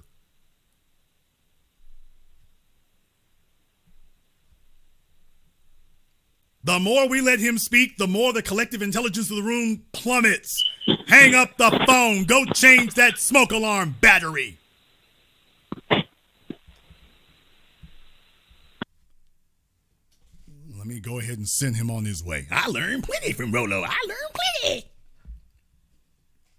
What'd you learn? I don't know. What'd he tell you? Can't remember. What was the answer? Hey, that's why I listen to you. Fellas, let me explain something to y'all right now. If you want to know why the ladies today, I'm going to say it. If you want to know the reason why the ladies today are so damn frustrated and so damn perplexed, it's because it's too many of y'all like him out here. There are entirely too many of you. Supposed to be grown-ass men in their 30s. He's defending this white man with alt-right tendencies because he was on YouTube. But what he's not doing is giving anything that remotely resembles a logical explanation for why. He can't even tell you what it is that the man said. Female's gonna crap test you. What's the crap test? Oh, you'll test your confidence. That's not what a crap test is. It's to test your competence, not confidence. And then y'all thought he got me. Some of the morons and some of the lead pipe babies thought he got me. Well, confidence is an element of competence. Oh, it certainly is. However, you can be completely confident and be wrong. You can't pass the crap test and be wrong. Folks, what I'm telling you is that what you're hearing here tonight, this is what actual answers sound like. Actual answers sound like a methodology. Actual answers sound like somebody asks you a question and you explain the answer in simple to understand English. You give them an exact example that they can role play and replicate. An actual answer doesn't sound like somebody asked you a question and then you sit up here and start stuttering and stammering and babbling and saying, well, it means whatever you want it to mean. No, it doesn't. Some of y'all are going to be shocked when you hear me say this tonight. One of the things that Kevin elucidated on from me, I'm glad at least you got that one correct, is that you can't be high value if you live under a bridge. I think he might have reworded it to you can't be high value if you're homeless. But you can't be high value if you live under a bridge. You can't be high value if you have a net worth of $50. You cannot be high value under those circumstances. So if we don't have, and this is what Sneeko and them were trying to say, if we don't have a common frame of reference for the words that we are using, then we're not having a dialogue or a conversation. You're just having some con man sit up here and try to stumble and bumble his way through it. Caller from area code 786, you're on live with The Business. What's your name? Where you calling from? Hi, I apologize. My name's Tyler. I'm from Miami, Florida. I apologize for last time. Okay, what's on your mind, brother? Can you hear me? I knew that he was a fraud from day one, mainly because he didn't have receipts. But I do have a question for you about an earlier stream you had. I think it was the single mother stream. There was a brother that was asking you about advice on how to vet a woman. Right. And you mentioned something along the lines of vetting her for 2 to 3 years, maybe up to 4 years. Right. Having experience. And then, in that case, marriage is not so dangerous. Right. The question I have for you is, and I'm not trying to make any persuasions. I'm just curious. Right. You're close to 50. Right. And you're not married. You don't have any kids. Is it that you don't want kids? Or no, it's that I don't need. It's that I don't need kids. Not that I don't want them. I don't need them right now. You don't need them. I don't need them right now. Okay, but I have the ability, and I have the ability. You asked a question, sir. I'm answering your question. I have the ability and the freedom and flexibility. I've got no shortage of females who are totally willing to do so. So that's not something that's pressing on me. I've got the flexibility and freedom to do so. If I choose to do it, I may do it at my leisure. Now, any sensible person could make the argument, damn, you're taking a lot of chances because you could get hit by a tour bus. You're absolutely correct. That could happen. But then again, that's been a risk ever since I was born. So I'm just not afraid of getting hit by a tour bus. Do I know they're out there? Yeah. I look both ways before I cross the street. Does that explain? Yeah, understood. Does that explain it for you? And by the way, that's what every male can do. Does that explain it for you? Yes. Okay. More importantly than does it explain it, does it make logical sense? What you just heard. Didn't say do you agree with it. I didn't say is it something that you would do. Yes. It makes logical sense to you. So it's not just that I'm saying that you're admitting it makes logical sense. Okay. So now that we cleared that up. Yeah, I guess why I'm still a little bit curious is that if every competent male, right, in your group has that ideology, right, then we're just going to have children from men that are not competent, and then this issue is going to keep perpetuating. Okay, sir, sir, how are you going to prevent the incompetent from breeding? They've been doing that since the beginning of time. How exactly are you proposing that we're going to prevent the incompetent from breeding?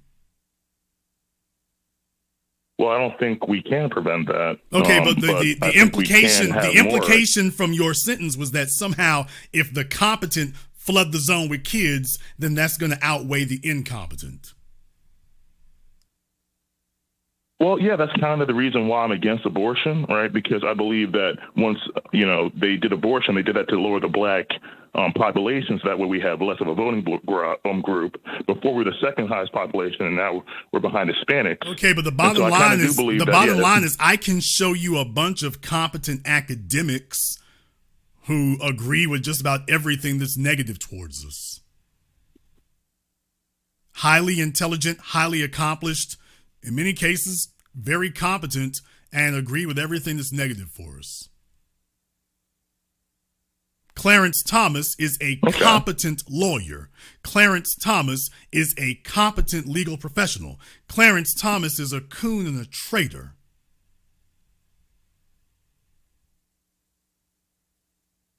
What good are his children to any of us? Well, none, but I think that you have, the traits that would be great to pass down if you had children. No, what I'm saying is that your competence criterion is flawed. Your idea that, well, if just enough of the competent people have children. I just showed you an eminent example of a competent black man whose offspring are worthless. I just showed you an empirical example, and he's far from the only one. Barack Obama. I can keep going down the list. So what I'm saying is you have an artificial false criterion. It sounds like it makes sense, but it actually doesn't. We are not here to stop the incompetent from breeding. What we're here to do is manage ourselves so that we can manage a world in which the incompetent can breed. See, the problem is, I do have one more. The problem is, well, slow down. One more question. Slow down. Folks, just to show you all that unlike Rollo Tomasi, I don't make this up as I go along, this is part of a unified ideology. I've never told you all to try to change other people, have I? I've always instructed you that the oldest of philosophies, the only thing in this world you have 100% control of is yourself. If you change the way in which you do things, then the world is going to be very, very influenced to have to alter how it deals with you. You don't go around trying to change the incompetent and stop them from breeding. You change yourself, and the incompetent will be required to deal with you and approach you differently, which is what I have always said.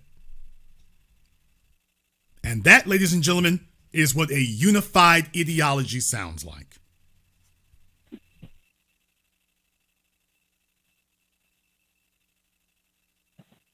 Understood, but I don't think competence is the only trait that you need in order to pass off a lineage, right? I think you also need to be on code, and the people you mentioned were not on code.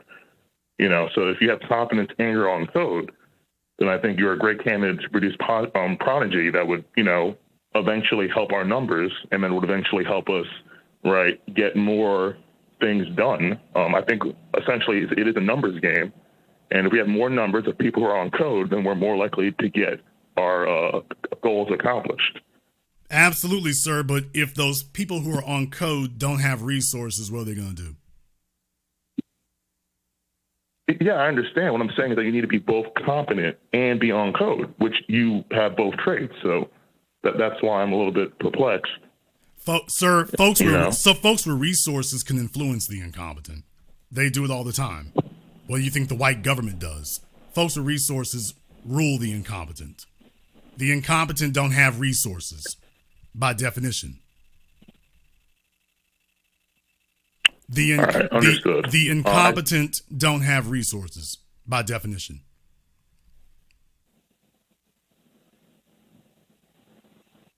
Okay. You see why I'm not afraid? All right. I do have one. You see why I'm not scared now? Sorry, go ahead. No, I never accused of being scared. Great. Thank you very much for giving us a call. He's playing 20 questions tonight. That's enough questions. Let me get caller from area code 470. You're on live with The Business. What's your name? Where you calling from?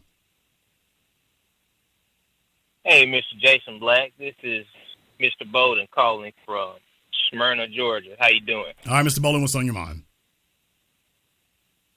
Hey, man. This is my first time calling in to the show. Been watching you for a while. I had to go back to your archives and watch some more stuff, man. It's really very helpful stuff. I was just getting off of the whiny pansy broadcast you did. I got to finish that up. That's nice. But I want to make two things clear here. One, when Cameron came out, I'm just referring to the next to last caller that you had. One, when Cameron came out with the pink on and stuff, nobody really looked at that as manly. Because pink was a fruity type of color. Pink, purple, I even say yellow. That was a real fruit cake-ish like color. And nobody was rocking with that. And I noticed listening to you, I see that you are familiar with WWE. If I could use Cameron as a certain example of, like, if he was a wrestler, I would probably say back in the early 2000s he was a mid-card. Yeah, I mean, definitely try to agree. elevate him and whatnot to that level. I'm just saying, you're not reaching, brother. You're just grasping at straws. Thank you very much for giving us a call tonight. Let me get caller Miracle 510. You're on live with The Business. What's your name? Where you calling from? Jay from Grand Prairie, Texas. All right, Jay from Grand Prairie, and what's on your mind? Yeah, I think that the problem that people have is that they're taking Rolo and putting him out of a box, putting him in a box where he really doesn't belong, and he kind of did that himself. What Rolo basically is just a guy that was very good at describing the realities that we live in, and breaking down female nature from an intellectual perspective. Rolo Tomasi is a male pearly things. He's taken a whole bunch of bits and pieces of things that he's heard from various people throughout the years. He's amalgamated them together. He's tried to put a little pseudo spin on it so that he can kind of trademark it as his thing. And then he goes out into the world and babbles his way through a conversation and prays to whatever gods he believes in that nobody asked the questions that I said. Yeah, exactly. I mean, he got his start basically by writing books and articles, right? So, and it was just all intellectual. So it's like physics, right? I mean, you can take a physics textbook and somebody can teach it to you, but it's not the same as engineering. Engineering would be like the next step. And he's kind of trying to be an engineer, but he's never built anything. And I think that that's where people are kind of confused. Because, well, you know what? You can understand. That's a very good analogy that you use. It's like he's trying to reverse engineer something. He's looking at the situation and then he's trying to reverse engineer it to tell you how we can build it. Here's the problem. He has no interest in telling you how to build it. He freely admits he doesn't know how. And what I'm saying is, how the hell are you going to follow somebody who clearly tells you they don't know where they came from and they don't know where they're going? Fellas today are frustrated. These young males today are frustrated. These young males today are angry. These young males today are disaffected. These young males today are confused. And the reason why is because we got 2 generations going on, 3 generations of young males who've been raised by single mothers. And single mothers have taught them, they've miseducated them. Pile onto that you have a society that has invested in divesting the males, because a masculine male population is very likely to revolt and a feminized male population is not. Masculine men are much more difficult to control than the feminized men. So between their mothers and the society, they're fighting this. Now, their biology is leading them to say, no, this ain't right. Their biology is leading them to fight. But the problem is, you can't win a war based on rage. That's not how you win wars. And the society is, this feminized society is waging war against the men. You're not going to win a war based on rage. You're going to win a war based on solid strategy, solid tactics, solid information. Oh, yeah. And a solid goal. The great sin and crime of Rollo Tomasi is there is no goal. His goal is to sell books. throw some flim flam out there, swear it makes sense, sell some books. Who cares if you don't have an answer? Who cares? Who cares if you don't know?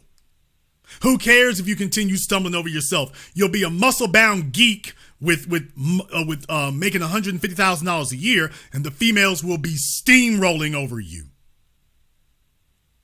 That's the problem with Rollo.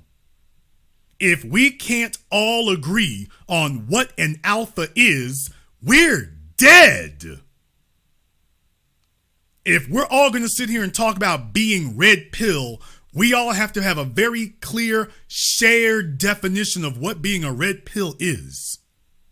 If we are going to say that we are all alphas or aspiring to be alphas, we have to have a set, firm definition of what an alpha is. If we're going to say that we all are desiring to be or aspire to be high value, we have to all have a set, firm definition of what high value is.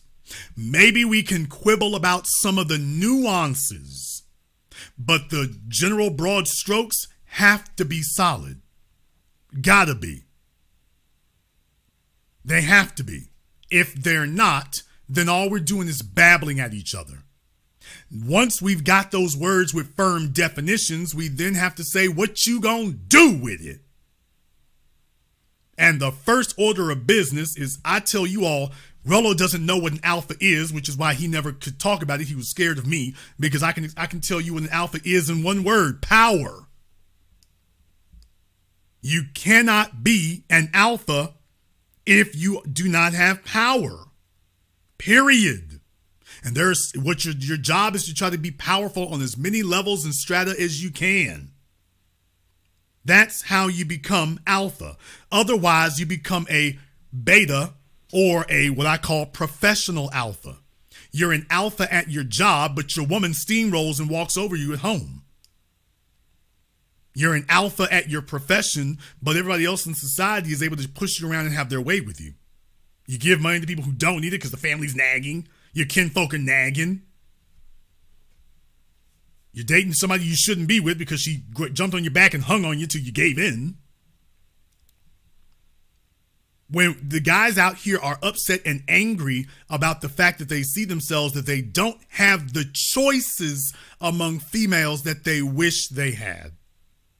And they see other men getting responses that they themselves cannot get. And they want to know, how do I fix this?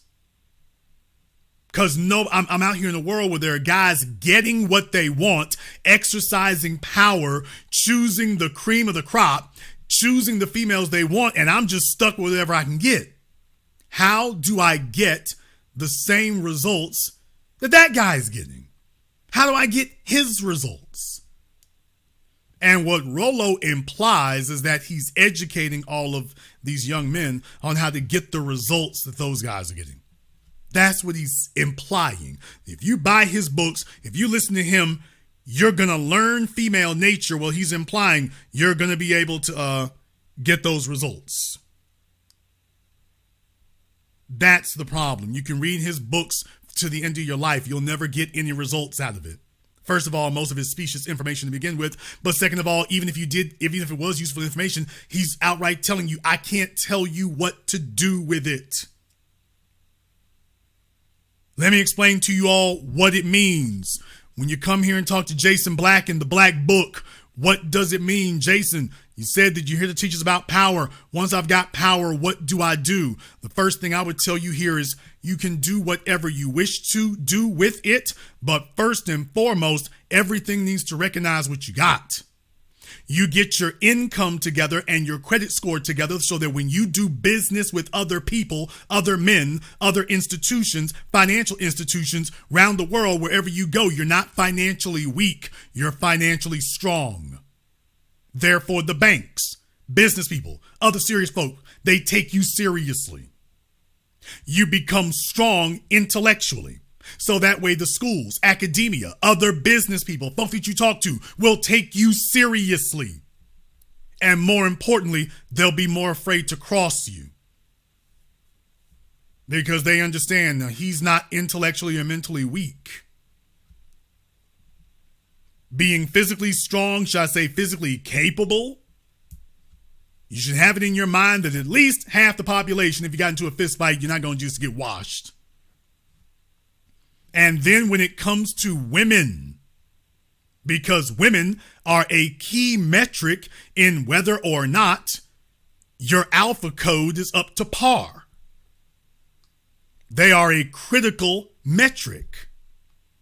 You can't be succeeding at everyone else and the females are like, meh, pass. And your alpha code is up to par. It can't be. Where the females are concerned, well, Jason, what does it mean with the females? It means whatever you want it to be. Whatever you wish. What do you wish? Well, Jason, I would like to have 3 badass broads. Okay, and what would you like them to do? Well, I want 1 for sex, 1 for cooking, and 1 for to be my personal assistant. Got it. Now, you do understand that everything has a cost. Oh, Rollo didn't tell me that in his book. Everything has a cost. So if you say that this is what you want from a female, you've got 3 females that you want with 3 different criterion. Oh, I assure you that you would be able to make it work, but do you understand it has a cost? Females do not. If you want a female to share, you basically got to show her that you have got the intellect, financial capability, physical capability, mental and emotional capability of 3 men. Let me say it again for the fellas out there who didn't understand it, because Rollo didn't tell you this in his book, because Rollo's never done this, because Rollo doesn't understand. Fellas, if you wish to have more than 1 female, you've got to show her that you got the strength of more than 1 man. That's how you get females to share an alpha. Nobody told any of you this before tonight. If you want to convince a female to share you, you've got to show her that you got, hey, baby, I'm 3 men packed into 1. Better yet, I'm 4 men packed into 1. I'm just taking it easy on you gals. I'm just taking 3 of you. And not with your words, with your actions. Not with your words. It's got to be self-evident. Because if she got to go looking around and poking around and investigating and Googling and every damn thing else to figure out if that's there, she won't have confidence in that. You got too many fellas out here trying to have the strength of half of 1 man and then trying to figure out how they can get the benefits of 3. You damn right. Take notes, Rollo. But he won't. He'll just be like, damn, that was good, and then avoid it. I was the guy who broke the news to all of y'all last year, and I said, by the way, if a chick is digging you, what the hell y'all talking about passports and getting flued out? If she's digging you, she coming to you. What you need a passport for? She live in Thailand. She live in Hong Kong. Tell her get her ass on the airplane and she can come over here. If you that dude, she's already doing that. But you see, when you're dealing with frauds and fakers on the internet, that conversation never takes place. You see, those are the results that you tell yourself, well, only athletes or rappers or celebrities get that. No, on-point men get that. A female is attracted. The word is attraction. That means bring to you.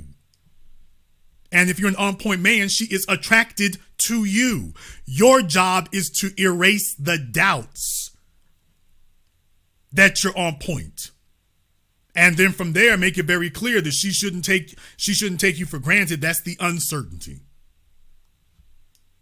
Now, these are the things that Rollo never told you. You see, when you get that kind of reaction from women, you ain't sitting up here talking about red pills, blue pills, black pills, headache pills. You're not talking that garbage because you're too busy living it and executing it.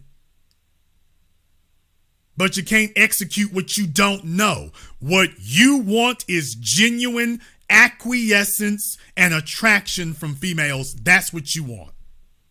You want the benefits and you want genuine validation. And I'm telling you, you can get it, but you have to be a built and complete man to be able to do that. You have to be able to do that. You can't be damn Poindexter. You can't be last in line. You can't be easily taken advantage of. You can't have chicks getting over on you. You can't have that occurring. You've got to exercise power. Fellas out here talking about they don't want to pay on a date. You're not setting that goes back to my rules. Roller don't know nothing about that. How the hell did she get to the restaurant with you if she didn't qualify to be there? How did she get to be in a restaurant with you if she did not qualify to be there? How? You shouldn't be arguing about if she's at the restaurant. She shouldn't even be at the table. If all you want is sex, it doesn't require a meal. If you have to take her to a restaurant to get sex, she's telling you you ain't on code. You're not up to par. But guess what? Going to the gym and making six figures is not going to make you an alpha. Those help. They help a lot. But if she sees that you don't have the mindset that goes along with it, it falls apart. When she does her first crap test, you're going to fail. You start tricking off money because you don't know how to behave as if you got value. If you all want to know the real reason that Andrew Tate is as popular as he is today, it's very simple. When Andrew walks into the room, he's like, I'm that dude. The females should be grateful I'm here. I'm that dude. That's the difference. And they respond accordingly. Now, of course, it certainly helps that he talks and looks the part. That's where the other stuff comes in. But guess what? I've never seen him come into a room in his Bugatti. The Bugatti is outside. Andrew walked in here by himself with a sweater and a pair of jeans on. Rolo can't do any of this except sit up here and tell you, whine and moan about what the females aren't doing. What he's not doing is telling you what the solution is. And without that, you will simply read his book from cover to cover 50 times, and every time you close it, you will be equally frustrated. We don't need to know alpha seed beta need. What you need to know is, how do you get this female to acquiesce to you? How do you get her to value what you have? Because you might not be like that fella that lights a fire for her. You might not be like that fella that she's got this imaginary image in her head that just really gets her motor going. You might not be that. So how do you overcome that obstacle? There's where you get to high value, but you got to be complete in and of yourself. Rolo doesn't do that. He can't discuss that. He's never had to overcome female objections. If he did, it was a long damn time ago, and he's completely out of touch with the world the way it is today. That's why he was saying he didn't want to debate the females and whatnot. Yeah, because he doesn't know how to convince them. He doesn't know anything about this. He's never had to get out here and engage in the hand-to-hand combat in the sexual marketplace of the day. He doesn't know what it's like. He doesn't know what these young cats are going through. He doesn't know what they're dealing with. He doesn't know some of the insanity you're hearing. Strong and independent women wasn't a word when he was in the sexual marketplace. It's a term now. He didn't know what to do. Instagram wasn't blowing up every five's head to make her think she was a 10. Back in Rolo's day, fives knew they were fives, six knew they were sixes, eights knew they were eights, and tens have always known they were tens. If you don't know any of this, you can't have a game plan. You can't. Well, I'll just go get my money up and get six-pack abs and I'll be straight. You're going to get your ass handed to you because some savvy chick who knows the game is going to crap test you. And when she sees, oh, you're just a beta with abs and a bank account, let me run your pockets. And that's all that will happen. And that's what's happening to the majority of Rolo's audience. Case in point, if they were all getting anything out of this after a decade, you'd have a generation of masculine alpha males coming out of there, but you don't. I'll let you have the last word. Oh, yeah. I mean, yeah, he made his contribution, but it's just time to evolve past that. But that requires effort. So, and yeah, it's just time to evolve past it. Thank you very much for giving us a call here tonight. Folks, stop letting the internet snake oil salesmen sell you on stuff. Robert Kiyosaki's books are interesting philosophical entertainment. They are not step-by-step guides to building wealth. They're step-by-step entertainment manuals to understanding his philosophy about wealth. There isn't a single word or a single chapter in there that will help you to double your income. Not one. He's never written it. It ain't there. Every book is the same rehashed thing. His philosophy's about making money, not one word about how to actually make any. At what point do you recognize and acknowledge that you're getting played? Call of America 306, you're on live with The Business. What's your name? Where you calling from? Oh, I almost slept through that shitty monologue. LC from Saskatchewan. Okay, LC from Saskatchewan. What did you say? I almost slept through that shitty monologue. Was that clear enough for you, or? Okay, if you're gonna troll, you need to do better than that, sir. This is a pretty. That was pretty good. This is a pretty crappy trolling you're doing. It's pretty bad. Oh, okay. You're the one defending two cucks right now. Okay. Folks, if you're gonna troll, you at least need to do a good job of it. By the way, he sounds like he is very ill. He sounds like he is very ill.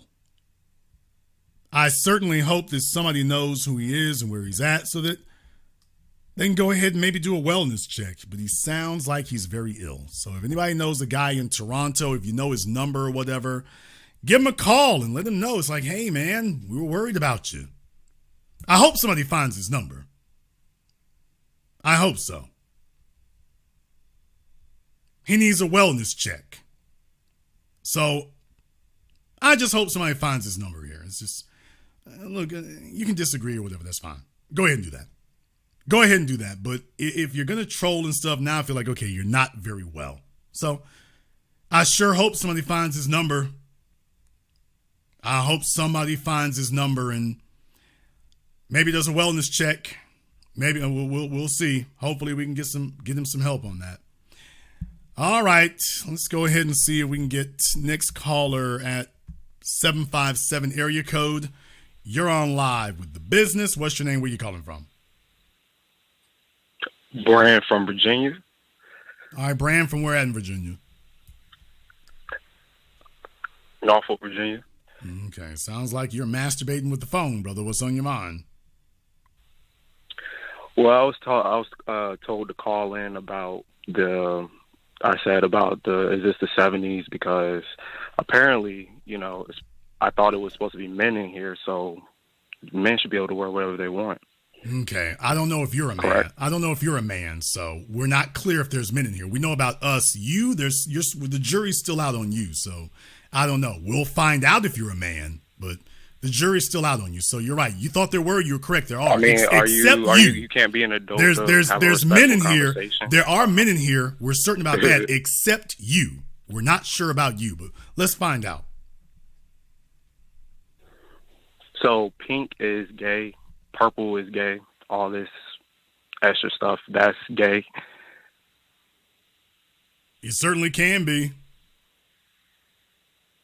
Are you so are you orange sir, might as well are, be gay then. are I you mean, doubt like, sir, are you doubting that? I'm not doubting that. What I'm doubting is okay. the Well, fact you that just asked a question about it. You just said you just asked a question in about his it. chat, like, sir, you just asked a question about it. You just asked a question about it, sir. Are you disputing that pink is a feminine color? It's not. It's just a color. People in the 70s wore it, like in the disco. Like, are they gay? Sir, so many think about that for a few moments. Think about what you just said. How old are you? Sir, how old are you? Just like from the Sir, how old are 26. you? 26. Then what do you know about the discos? I know a little something, a little zapping Roger, you know what I'm saying? No, sir, I'm talking about what was going on inside the discos of the 70s. What do you know about that? Crack. How do you know? You weren't even born. Brother, you weren't even born. I don't need to be born. Just like man, Tupac was almost dead by the time you were born. What do you know about? You're talking about things you don't know anything about. You're being so contradictory. I've been listening to you for 3 years, man. Sir, You've you're been talking hella about what consistent, went on man. at discotheques that you were never in, as if you're an authority on what was happening at the discotheques. You're talking about stuff you were never into. So what does that mean? And what am I talking about that I was never a part of? Where was you alive in the fucking when Martin Luther King was alive? Where was you at back in 1916? But you talking about stuff like that, right? Sir, I talked about I talked about 1916 tonight when? I'm just saying, sir, second time, sir. Sir, second time. When did I talk about 1916 tonight? Second time. You didn't talk about it tonight. When did I talk about, sir? When did I talk about MLK tonight? I just answered you. When did I talk about MLK tonight? For your other channel. Okay, sir, we're over here. So context is important. So you're probably wrong about the context that you're talking about. So now that's what we're talking about over here. So give everybody a real world context so they can understand, because you sound like a feckless liar. So the Black Authority channel that talks about this is not the Black Authority channel. With black folk. This is not the Black Authority channel. He wasn't up here. He wasn't there. He wasn't visible. This is not that channel. So this mama's boy with the lead pipe up his rump, he's real angry because his white surrogate daddy got to work. Here's all I want you to do. I'm angry. Go take your diapers off. Go take your diapers off and go get some Metamucil and grow up. He had an opportunity to prove it. It didn't go so well. This is what Rollo Tomasi is raising, by the way. This is his audience. You want to know what it is? This is his audience. You're talking about things you weren't there for. What was it? You're talking about 1916. Y'all, when have I ever talked about what happened in 1916 that was worth talking about?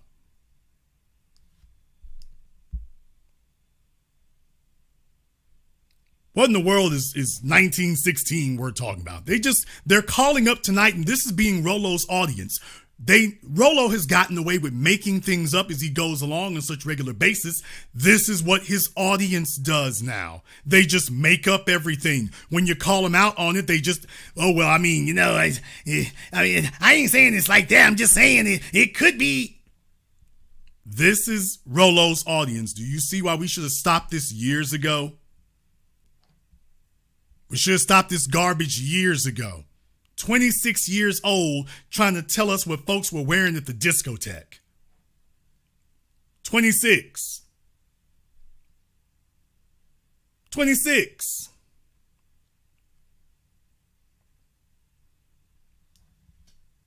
Call of America 206. You're on live with The Business. What's your name? Where you calling from? Hi, my name is Ali from Seattle.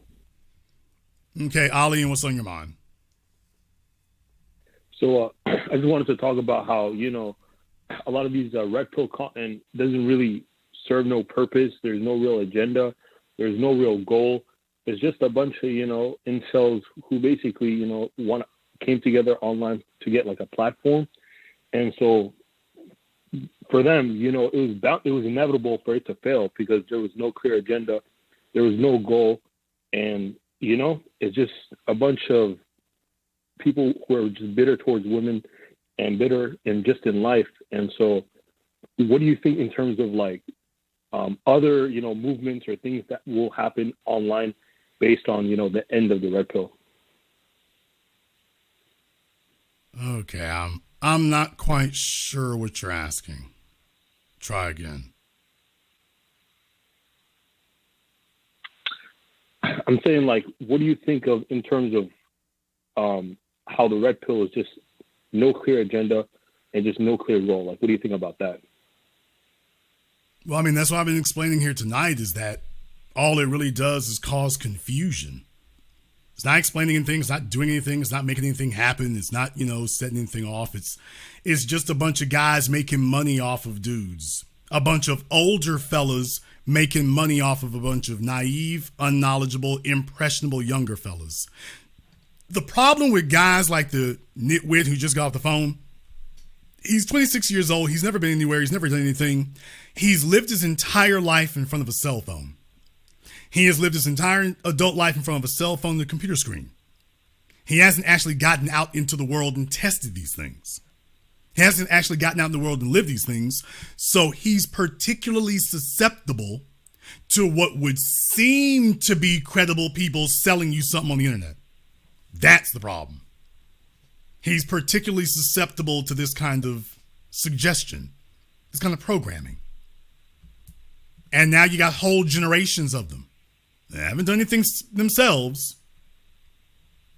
They haven't done anything themselves. They haven't seen anything. They haven't learned anything. They haven't touched anything. They haven't made any moves. They just listen to these dudes who set up an internet program, and they figure, well, I didn't have a dad to explain anything to me here, so these guys seem like they got plenty of folk listening to them. They must be right.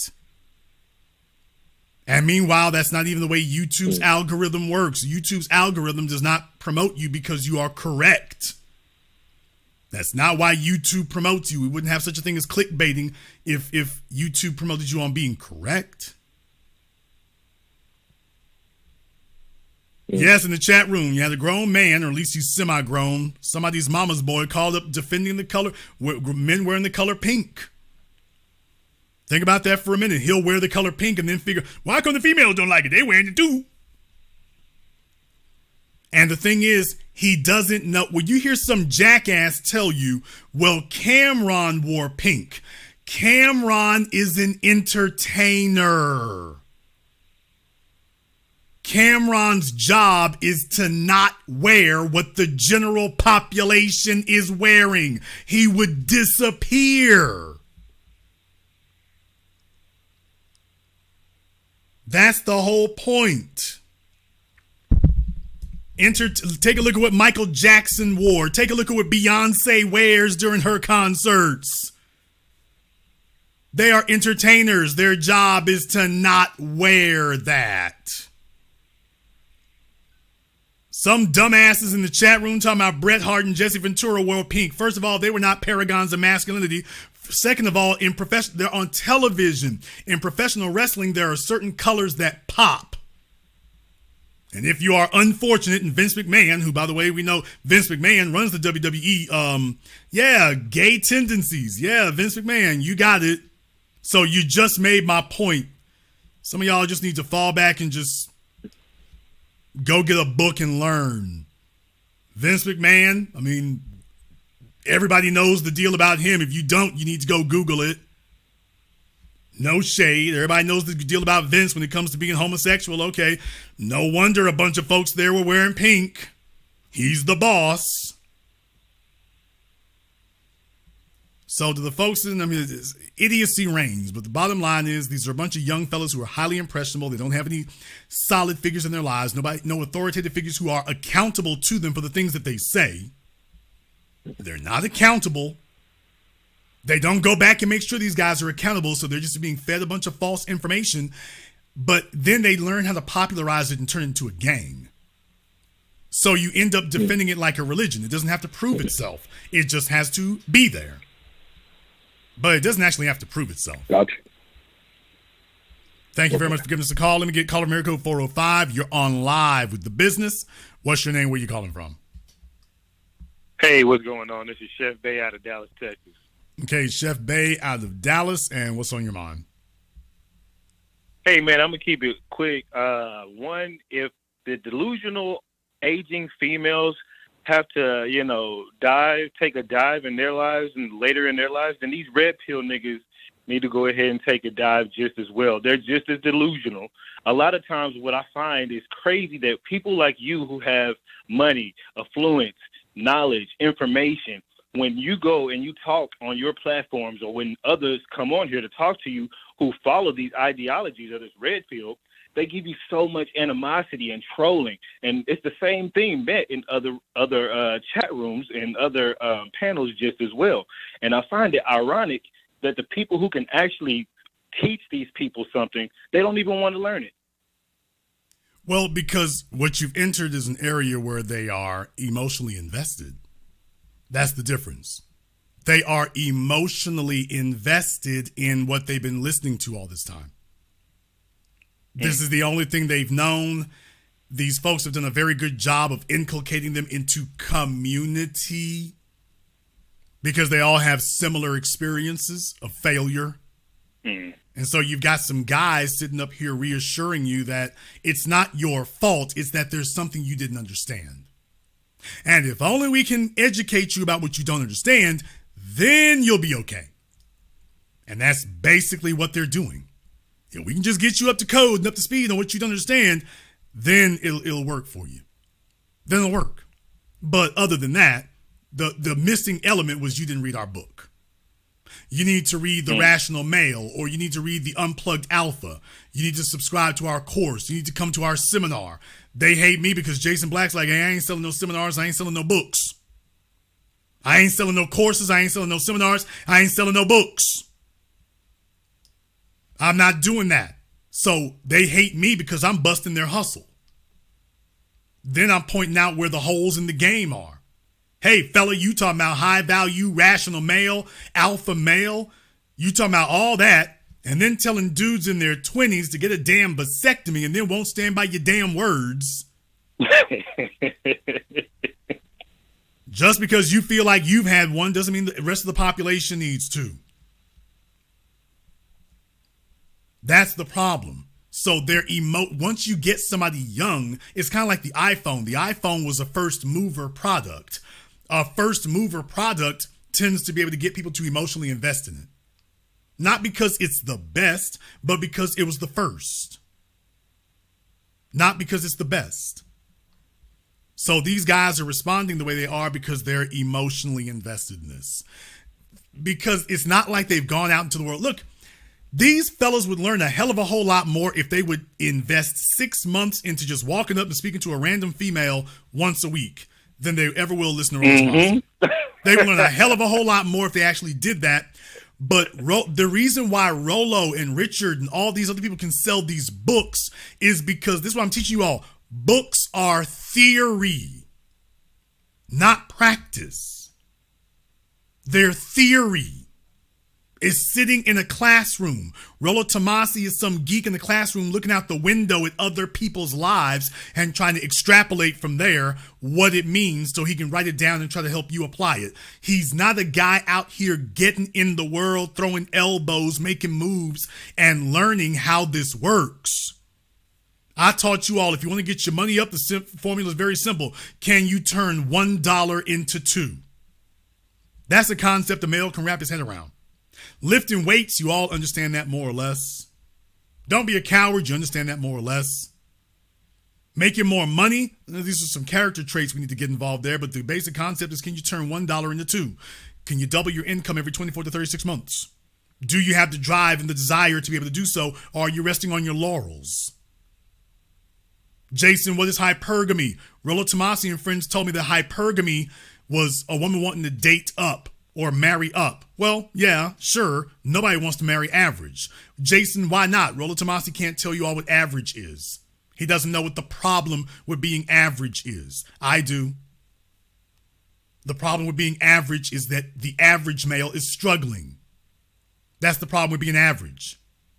If you are an average male, then you're struggling.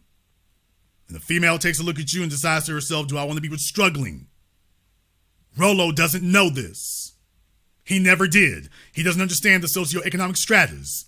He never did. He doesn't now. He can't be bothered to learn. He's too busy trying to sell what's in his books and convince you that what's in his books is right. So that he doesn't have to admit, by the way, I'm a student too. I'm just trying to learn this mess out because I don't put any of this into actual practice. Let me tell y'all something. Putting things into practice is down and dirty. Putting things into actual practice is dirty. You're going to get your hands dirty. It's grimy. You might have to do some unsavory things. It is what it is. You might not be built for that. You might not be able to do that. You might not have that in you. You might not be ready to go there. Most people aren't. They're trying to figure out how they can do the ordinary thing and get extraordinary results. That ain't the way it works. If you want to have the type of pull with females that you want to have, you better be ready to learn some dark arts. You see, 50 Cent and the rest of them dudes who get along with the women better than most of the square dudes do, he knows the dark arts.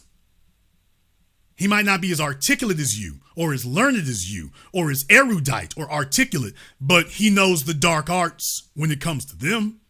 He knows what they are looking for. And he gets right to the point because he doesn't have the elocution that you do. But if you want that kind of pull with the females, get ready to get your hands dirty. Get ready to get your hands grimy. If you want to make more money than the average male, get ready to get your hands dirty.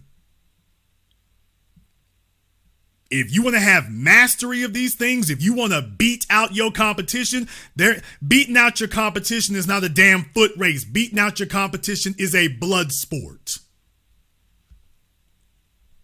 Somebody's going to be left in a bloody heap on the damn floor. It is what it is.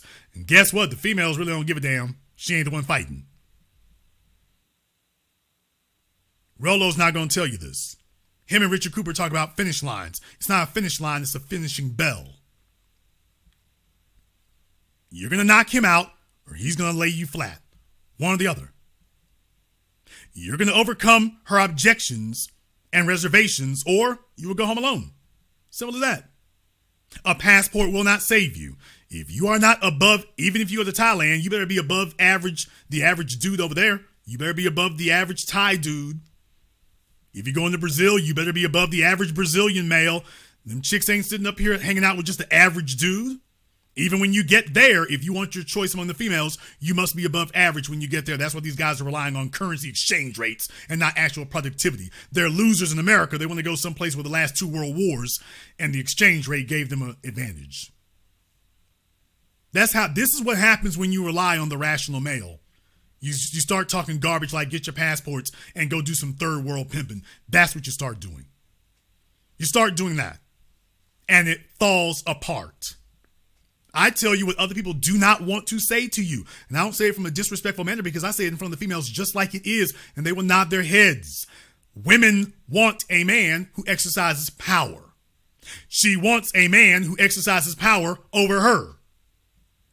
Because she knows if you can stand up to her, you're going to stand up to everything else. Or at least that is one's metric. She does not want a man that she feeds the agenda to. She wants a man who gives her the agenda. She wants to know what the rules are going to be. She does not trust a man who cannot tell her what the rules going to be. That's what the average square fella doesn't understand. He sees the so-called thugs and doesn't get it. The thugs let them know from the jump, hey, this is what the rules is. While you're sitting over there trying to negotiate.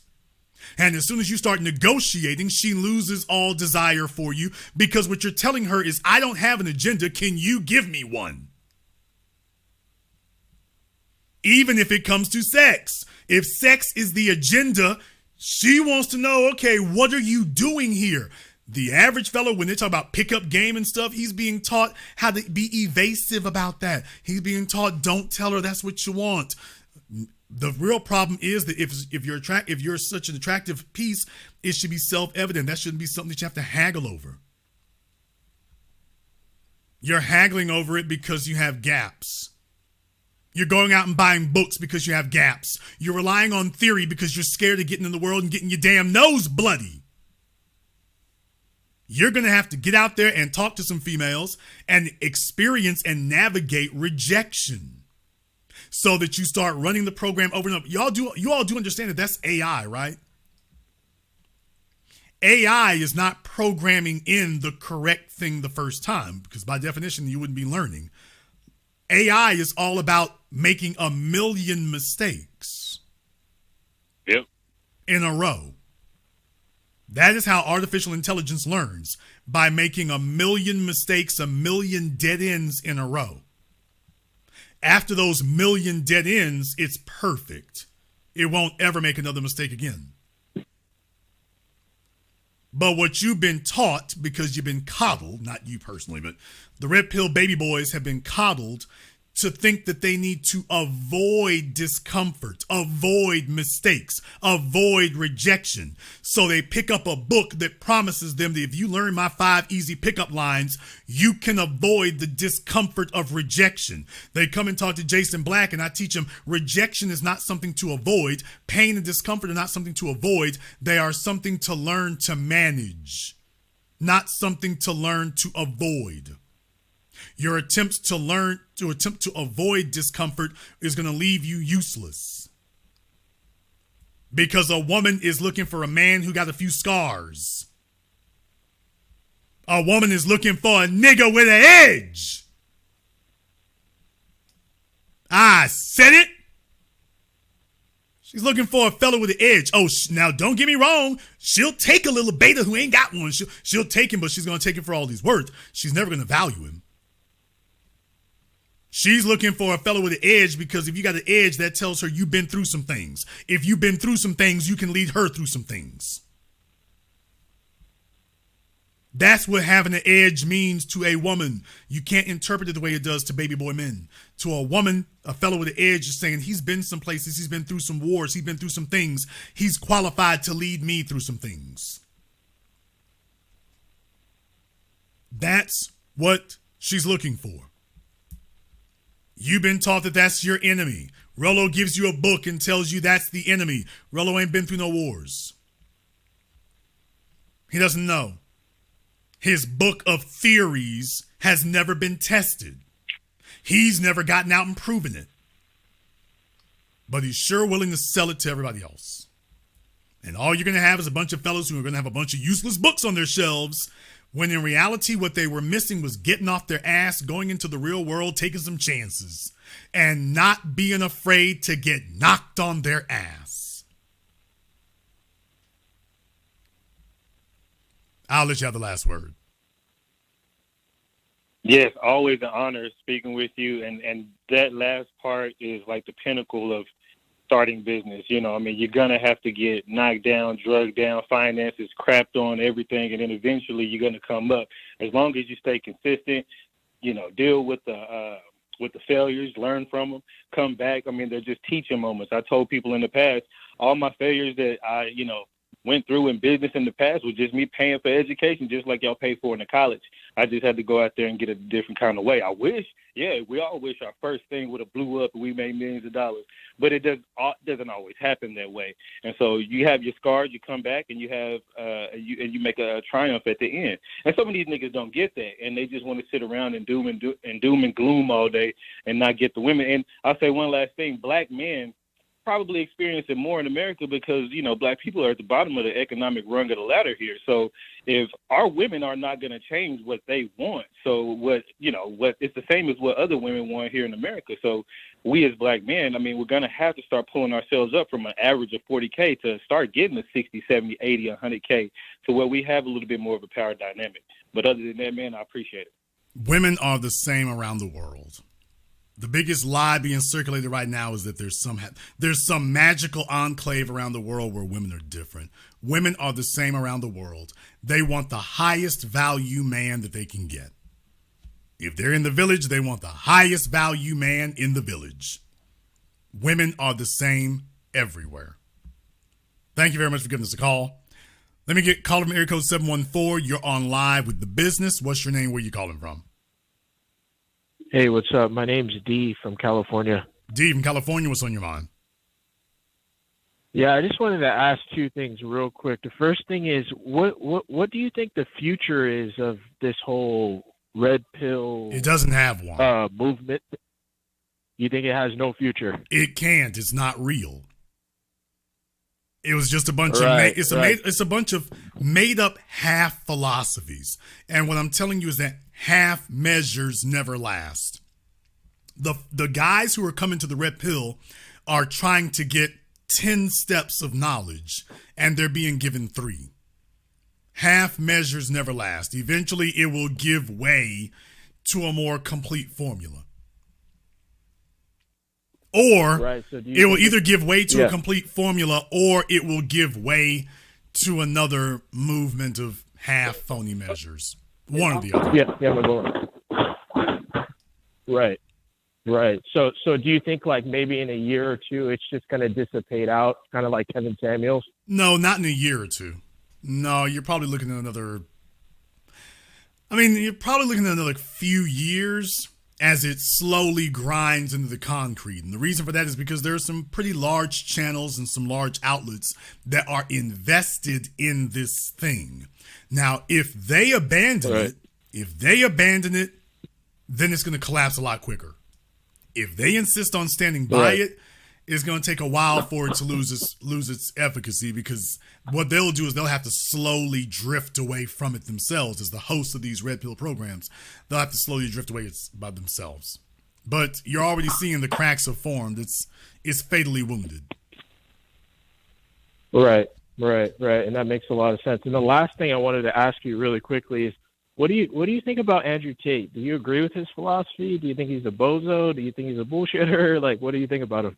I think Andrew is a superb salesman. I think he is an excellent salesman. Do I necessarily think his philosophies for living? I mean, there's stuff he says I agree with. I haven't heard anything yet that I find egregious that I disagree with. Would I buy his course? No, because I don't need it. So I wouldn't buy his course because I don't need it. Would I recommend someone buy it? I'd have to see it first before I could recommend it or not recommend it. As a general rule, I don't recommend you all buy anybody's courses anywhere for any reason, because there's nothing they're going to teach you that you're, at the end of the day, you don't need a course. You don't need a book. You don't need a pamphlet. You don't need a website. You need experience. At the end of the day, that's what you're lacking, is experience. A course ain't going to give it to you. These guys have figured out that most of these fellas today are recessive. They're scared. They're antisocial. They're socially awkward. They're afraid to get into the real world, and they don't want to get out here and learn. They want someone to spare them from discomfort.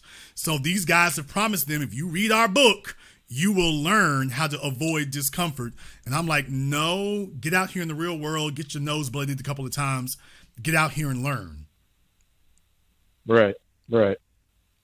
All right. Thank you so much, Jason, for your time. I appreciate everything, man, and continue doing what you're doing. Thank you very much for giving us a call. We appreciate that. Let me get caller from area code 832.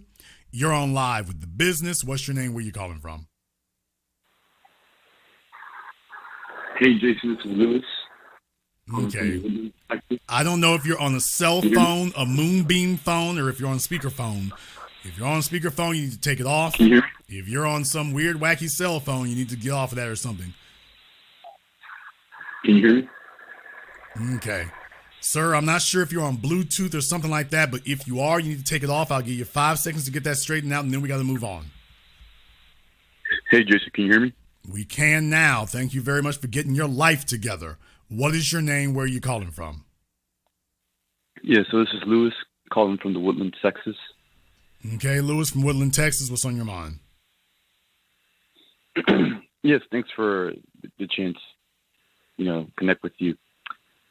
I would say that I think we finally have seen a huge visible crack with Rolo, and everybody's calling him out on it. I think this is kind of almost the beginning of the end of this red pill deal. And interestingly enough, I've actually met Rolo in person, and he doesn't really seem to embody any of the standard metrics of what is considered to be a high value male. I think it's okay to listen to anybody on, call it these YouTube streets, but at some point, like, before you take anybody's ideology and encompass it within your own, like, at least meet them, at least shake their hand, at least vet them out a little further before you just believe anything. Because I think at this point, like, there are just too many people who are trying to make a dollar any way they can. And I think Rolo has really been one of those guys who, I think he's gotten a chance to maybe get some sort of exposure to the guys who are doing it, and he's taking notes. But, at some point you have to put the work in.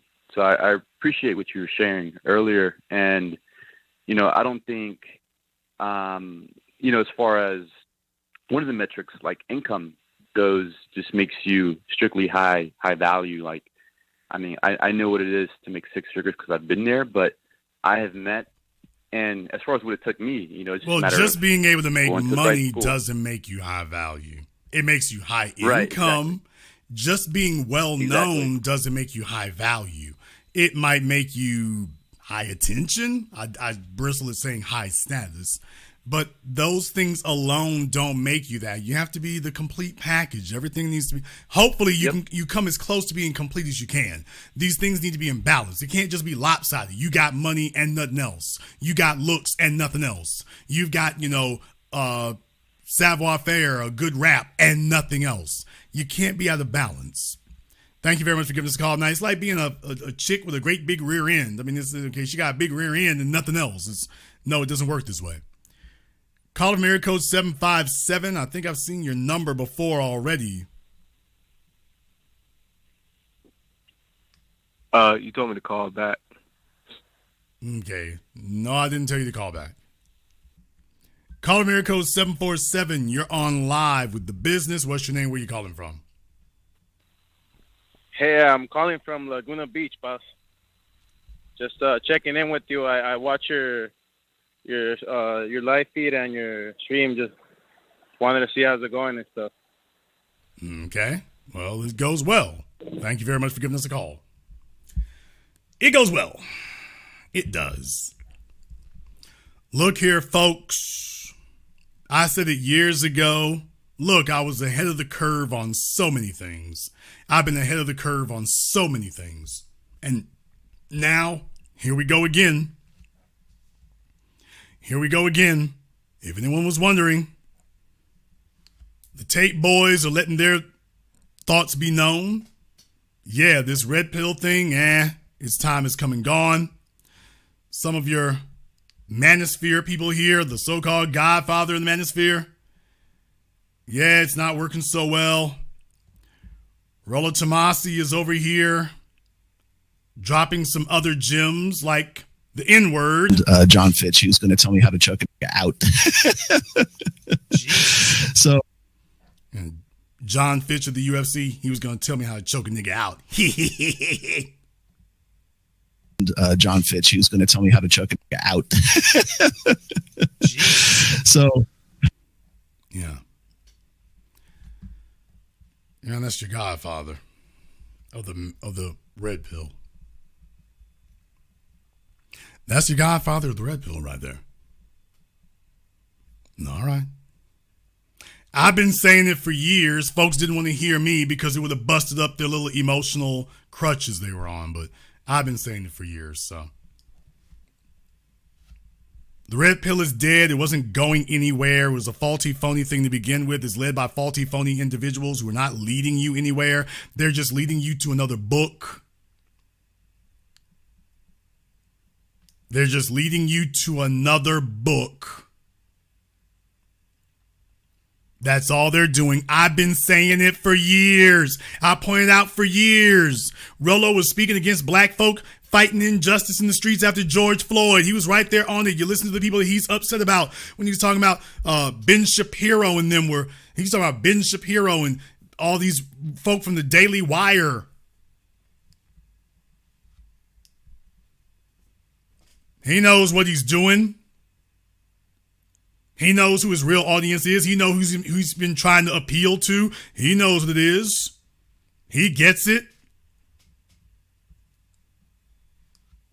He knows who he's been trying to cultivate. He knows who he's been trying to speak to. All this time, you can't be surprised about that. He knows. And it's everything I told you it was years ago. Folks want to wait until these fellas blow up and they got 500,000 subscribers or 1 million subscribers. And then, we better put the fire out, start stamping on it. Man, the time to stamp on this is before you let it grow. That's the time to do it. That's the time to do it. Been a lot of lessons I want you all to learn here tonight from this. Don't rely on folks handing you theory. Rely on folks giving you practice. Stop sitting up here chasing every damn snake oil salesman because you were desperate for white acceptance. Stop sitting up here letting folks sell you on theory instead of practice. Get out here in the real world. Start listening to people who tell you how to deal with problems, not selling you some fantasy that you can avoid them. Start learning how to get it together.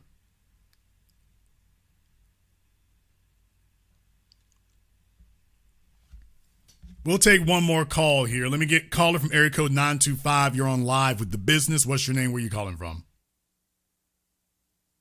Hey, what's up, Jason? It's Be Easy. I'm calling out of Oakland, California. All right, Be Easy out of Oakland. What's on your mind? Oh, man, bruh. If these are the Rollo Tomasi or Bozo Tomasi disciples, yeah, the red pill has been finished a long time, like you said. And I don't even think this is red pill. What he's delivering is the placebo pill, because people are over there thinking that he's actually giving them something when he himself is faking it to make it. And people will criticize you. Hey, no one ever seen him. Is he a closet white dude? Here you got a white dude on camera and can't even give a scintilla of the game that you actually are displaying, people. He got destroyed by these two novices like Destiny and Sneeko. Sneeko was like bouncing back and forth. He's just coming into his own because he was more aligned with Fresh and Misfit.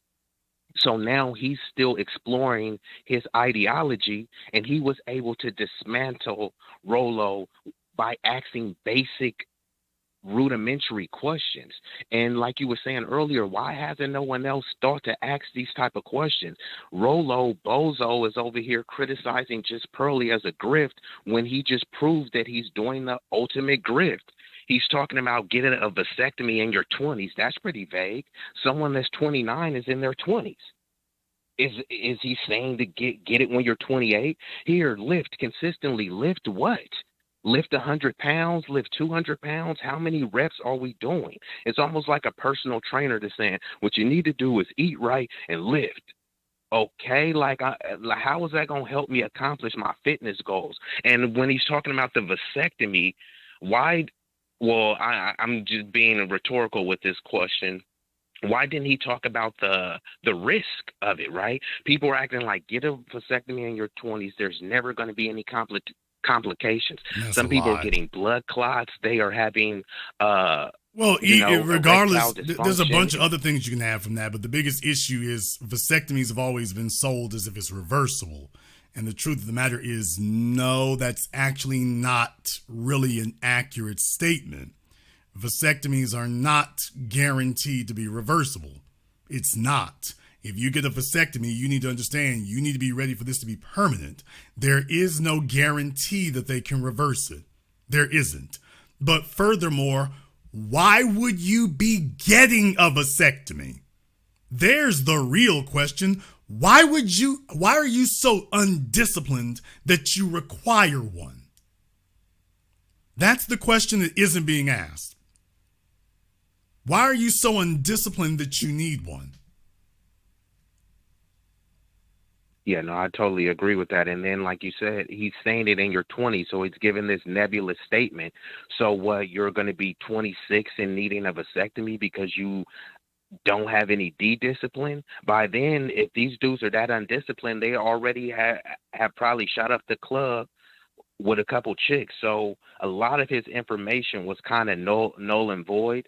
And then with the Fresh and Misfit, they always like to drop the nigga this, nigga that word. I'm Sudanese, I'm black, but they won't even check this old white dude over here saying it. You know what I mean? And the fighter that he's talking about is a fighter, is a white fighter, right? Why would y'all be talking about choking niggas out, right? He didn't say choke a guy out, choke a person out. He said choke a nigga. No one believes that he was talking about nigga and referring to white people. So why is he fixated on choking niggas out? Oh, it was just a joke, right? It was just a joke. You feel me?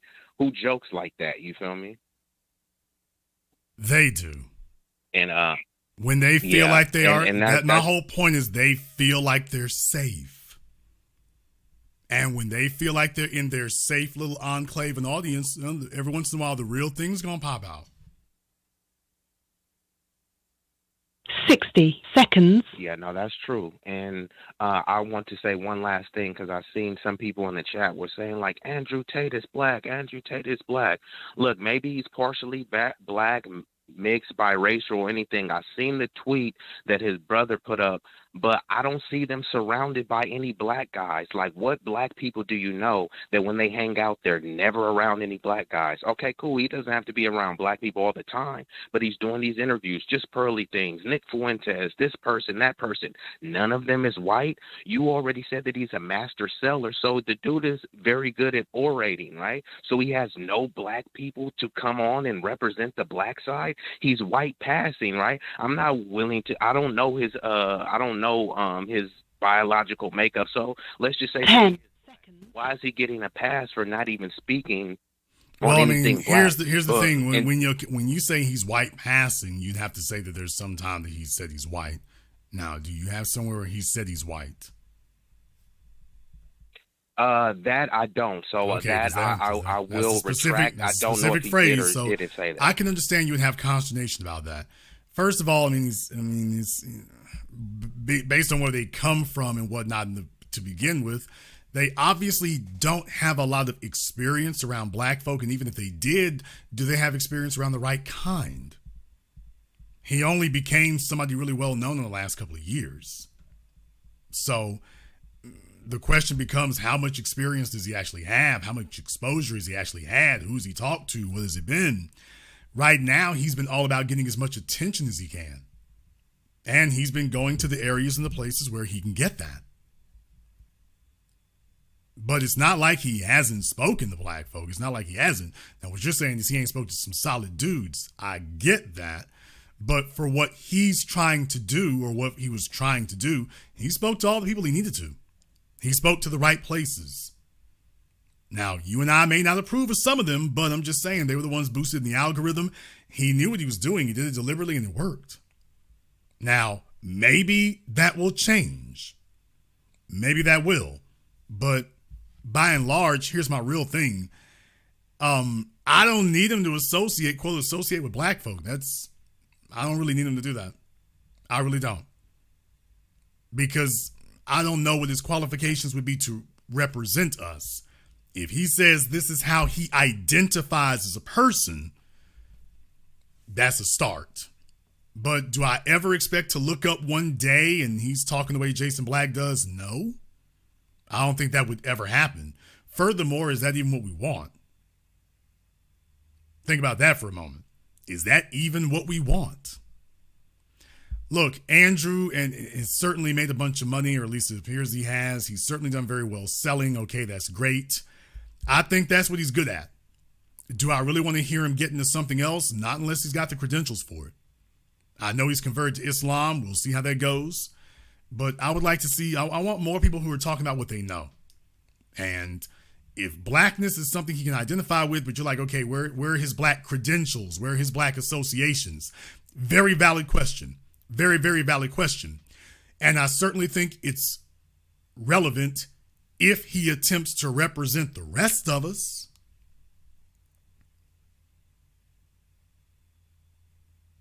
Yeah, and that was my whole point. And I like the way you broke it down. But yeah, if he's just trying to get his attention and bag chasing, then yeah, I wouldn't expect him to be, or he has no obligation to be sort of a leading voice.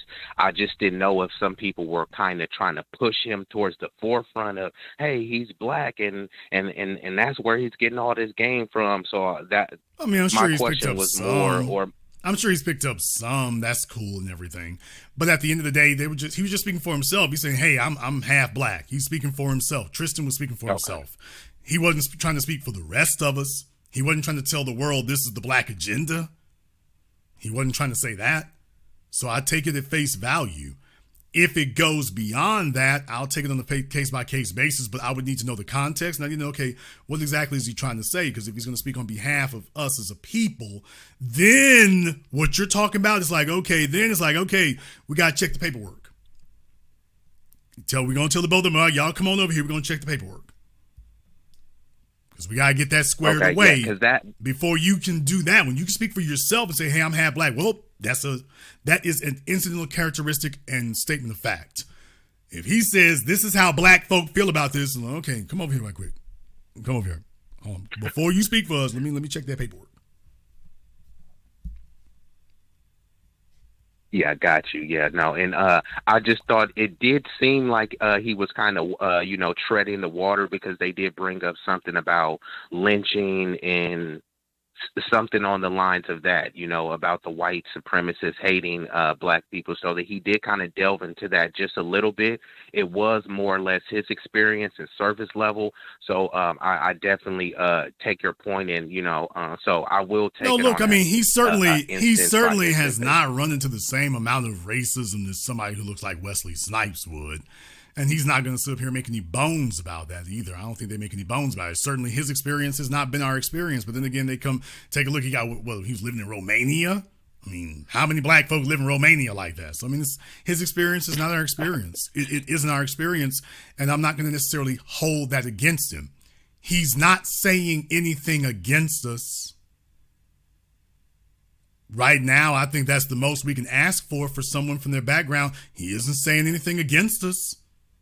He's identifying as black. He's not really on the bandwagon of supporting some of these other folk like that. Okay, that's cool. And he's not saying anything against us. I'm willing to give him the benefit of the doubt until I see otherwise. Considering where he comes from, his experience, I'm willing to give him the benefit of the doubt. Thank you very much for giving us a call tonight. We're going to go ahead and see about wrapping things up here tonight, folks. We would have done better off to kick this off the bridge a long damn time ago. We didn't do that. I guess today we'll have to do. The red pill is dead. Stick a fork in it and a shovel. It's done. DOA. Out of here. Maybe now we can start building up the Black Book. There's a great idea. For those of you who are not familiar with the Black Book, we deal with that on Patreon. Every weekend, I'll be doing my Patreon here tomorrow, 12 noon. So if you are signed up for the business partner or higher class on Patreon, definitely go ahead and check that out. I'm rolling out a couple of new features for it as well. So that's going to go well here as well. Everybody loved it here last week. So we're going to probably see about doing it again tomorrow. If you are new here to the business, welcome to the program that all your favorite YouTubers love to hate watch. Click that red subscribe button. Click that yellow notification bell. Join us each and every time that we're here. If you haven't joined our Patreon, the link is in the description. We will be doing it here tomorrow, so you can join us for that as well. I want to thank everyone, and I do mean everybody who has contributed to support tonight's program on PayPal, CashApp, Super Chat, Venmo, Famously Blacker. Thank you very much for your support. Continue to teach. Keep going. Thank you. I'm very glad I didn't offend you. I can be abrasive. KC in the chat room there. She was peppering me with super chats here earlier, so thank you very much for that. You asking a whole lot. You need to join Patreon. That's what you need to do. Let's see your face in the place. I want to thank all of you for joining us here tonight. And this concludes this broadcast of The Business. I am your host, your brother, your humble servant, Mr. Jason Black. And until next time, my brothers and my sisters from around the world, remember, handle your business or your business will handle you.